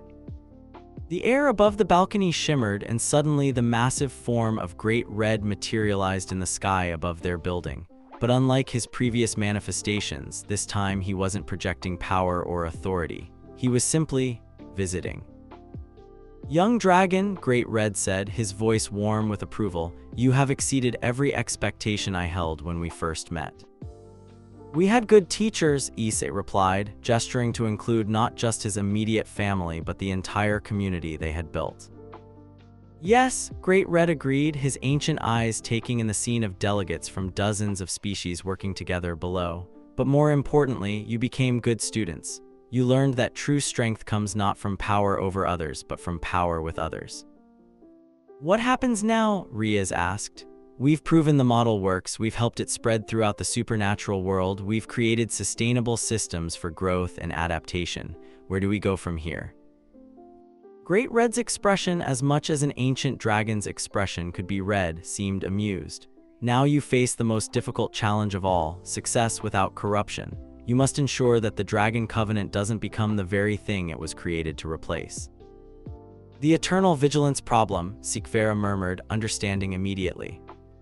Precisely, power, even consensual power, tends to accumulate and calcify. The principles that seem obvious to you may not be obvious to those who inherit what you've built.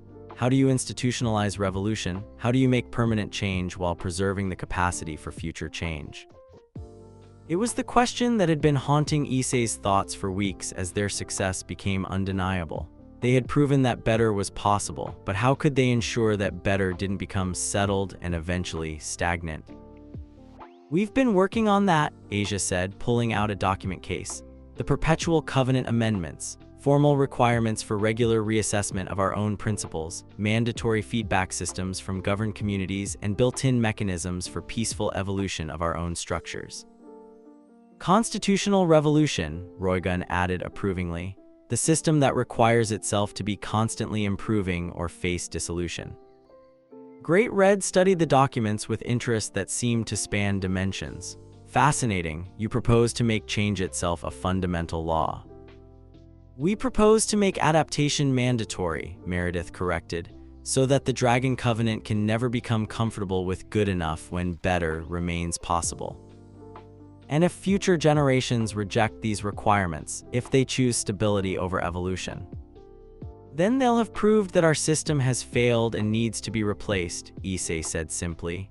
And that's fine. We're not trying to build something permanent, we're trying to build something that always reaches for the best possible version of itself. Great Red was quiet for a long moment, and when he spoke again, his voice carried weight that resonated across all dimensions. You have learned the final lesson of true dragons, he announced.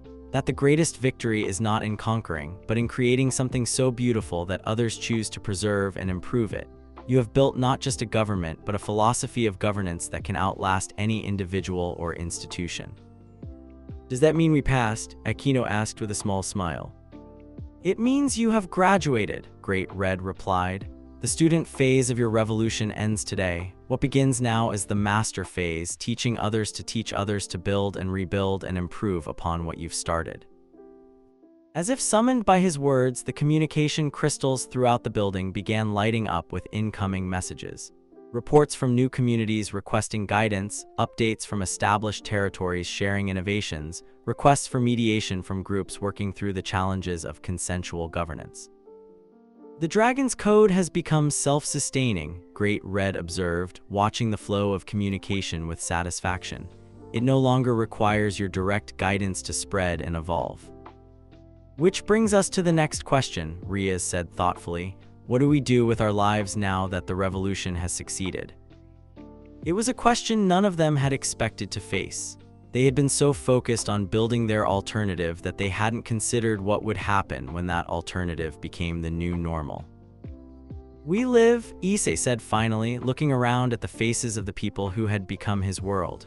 We keep choosing each other, keep supporting each other's growth, keep building the kind of family that makes all of this worthwhile. The constellation model, Asia said with quiet joy, applied to a lifetime instead of just a crisis. There will be new challenges, Sikvera pointed out pragmatically. Interplanetary contact protocols, dimensional governance frameworks, the questions that arise when consensual authority needs to interface with cosmic forces. Good, Kaneko said firmly, challenges keep us growing. And growing keeps us honest, Catalina added. The moment we think we have all the answers is the moment we stop deserving the authority people have chosen to give us. Great Red began fatting from the sky above them, his form becoming translucent as he prepared to return to the dimensional gap. Remember, he said, his voice carrying across dimensions as it had that first day, a dragon kneels to no crown but stands for those who cannot stand themselves. You have proven this truth in ways that will echo throughout eternity. Thank you, Issei called after him, for the wisdom, for the protection, for believing we could become something better than what we started as. You became what you always were, Great Red replied, his voice now just an echo in the morning air. I simply helped you see it. As the true dragon disappeared, the members of the Dragon Covenant's founding family stood together on their balcony, watching the sun finish its rise over a world they had helped reshape through nothing more than the determination to choose something better. Below them, delegates from hundreds of communities were beginning their day's work, not because they had to, but because they wanted to. Not because someone with power had ordered it, but because they had collectively chosen to build something worthy of their shared hope. So, Issei said, reaching out to gather his constellation around him one more time, what do we want to accomplish today? Something impossible, Riaz replied with a grin that would have seemed reckless 6 months ago but now simply seemed optimistic. Something that makes tomorrow better than today, Asia added. Something that proves love really can change the world, Aquino said with uncharacteristic sentimentality. Something that would make our past selves proud, Roygun contributed. Something strategic, Sikvera said, making everyone laugh. Something that helps people who need help, Meredith offered. Something that uses our abilities for good, Catalina said. Something simple and effective, Kaneko concluded. Something that keeps us together, Zenobia finished. Then let's go do all of that, Issei said, leading his family back into the building where their real work waited. The revolution was over, the evolution continued, and the Dragon's Code, protection for those who need it, loyalty earned through service, questioning of authority that serves only itself, and standing together rather than falling alone, lived on in countless hearts and communities throughout the supernatural world. In the assembly hall below, delegates were beginning their first session with the traditional recitation of the core principle that had started it all. A dragon kneels to no crown, but stands for those who cannot stand themselves.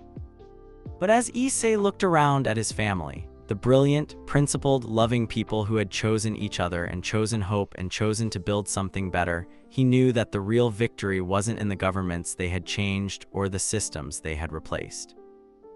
The real victory was in proving that impossible love, when lived with conviction and courage, really could transform the world. And as they walked together into whatever challenges tomorrow might bring, they carried with them the absolute certainty that the best was yet to come. The dragon's rebellion was complete. The dragon's legacy had just begun. 10 years later. From A History of the Peaceful Revolution by Dr. Sikvera Agers Hayaudu, Director of the Institute for Consensual Governance. The Dragon Covenant model has now been successfully implemented across 847 different communities spanning 17-dimensional frameworks. Crime rates average 73% lower than traditional authority systems, citizen satisfaction indices remain consistently above 94%, and voluntary participation in governance reaches nearly universal levels. But perhaps the most significant measure of success is the simplest. Children raised in covenant communities display markedly higher levels of empathy, cooperation, and creative problem-solving than their peers in traditional hierarchical systems. They quite literally cannot understand why anyone would choose coercion over cooperation. The revolution that began with one dragon's refusal to accept injustice has become an evolution that continues to reshape reality itself. And at its heart, it remains what it always was. The simple recognition that love, messy, complicated, revolutionary love, really can change everything. The Dragon's Code endures not because it was imposed, but because it was chosen. Again and again, by millions of beings who decided that standing together was better than falling alone. And in a small house overlooking the first Dragon Covenant territory, 10 individuals continue to prove every day that the impossible is just another word for something that hasn't been attempted by the right people yet.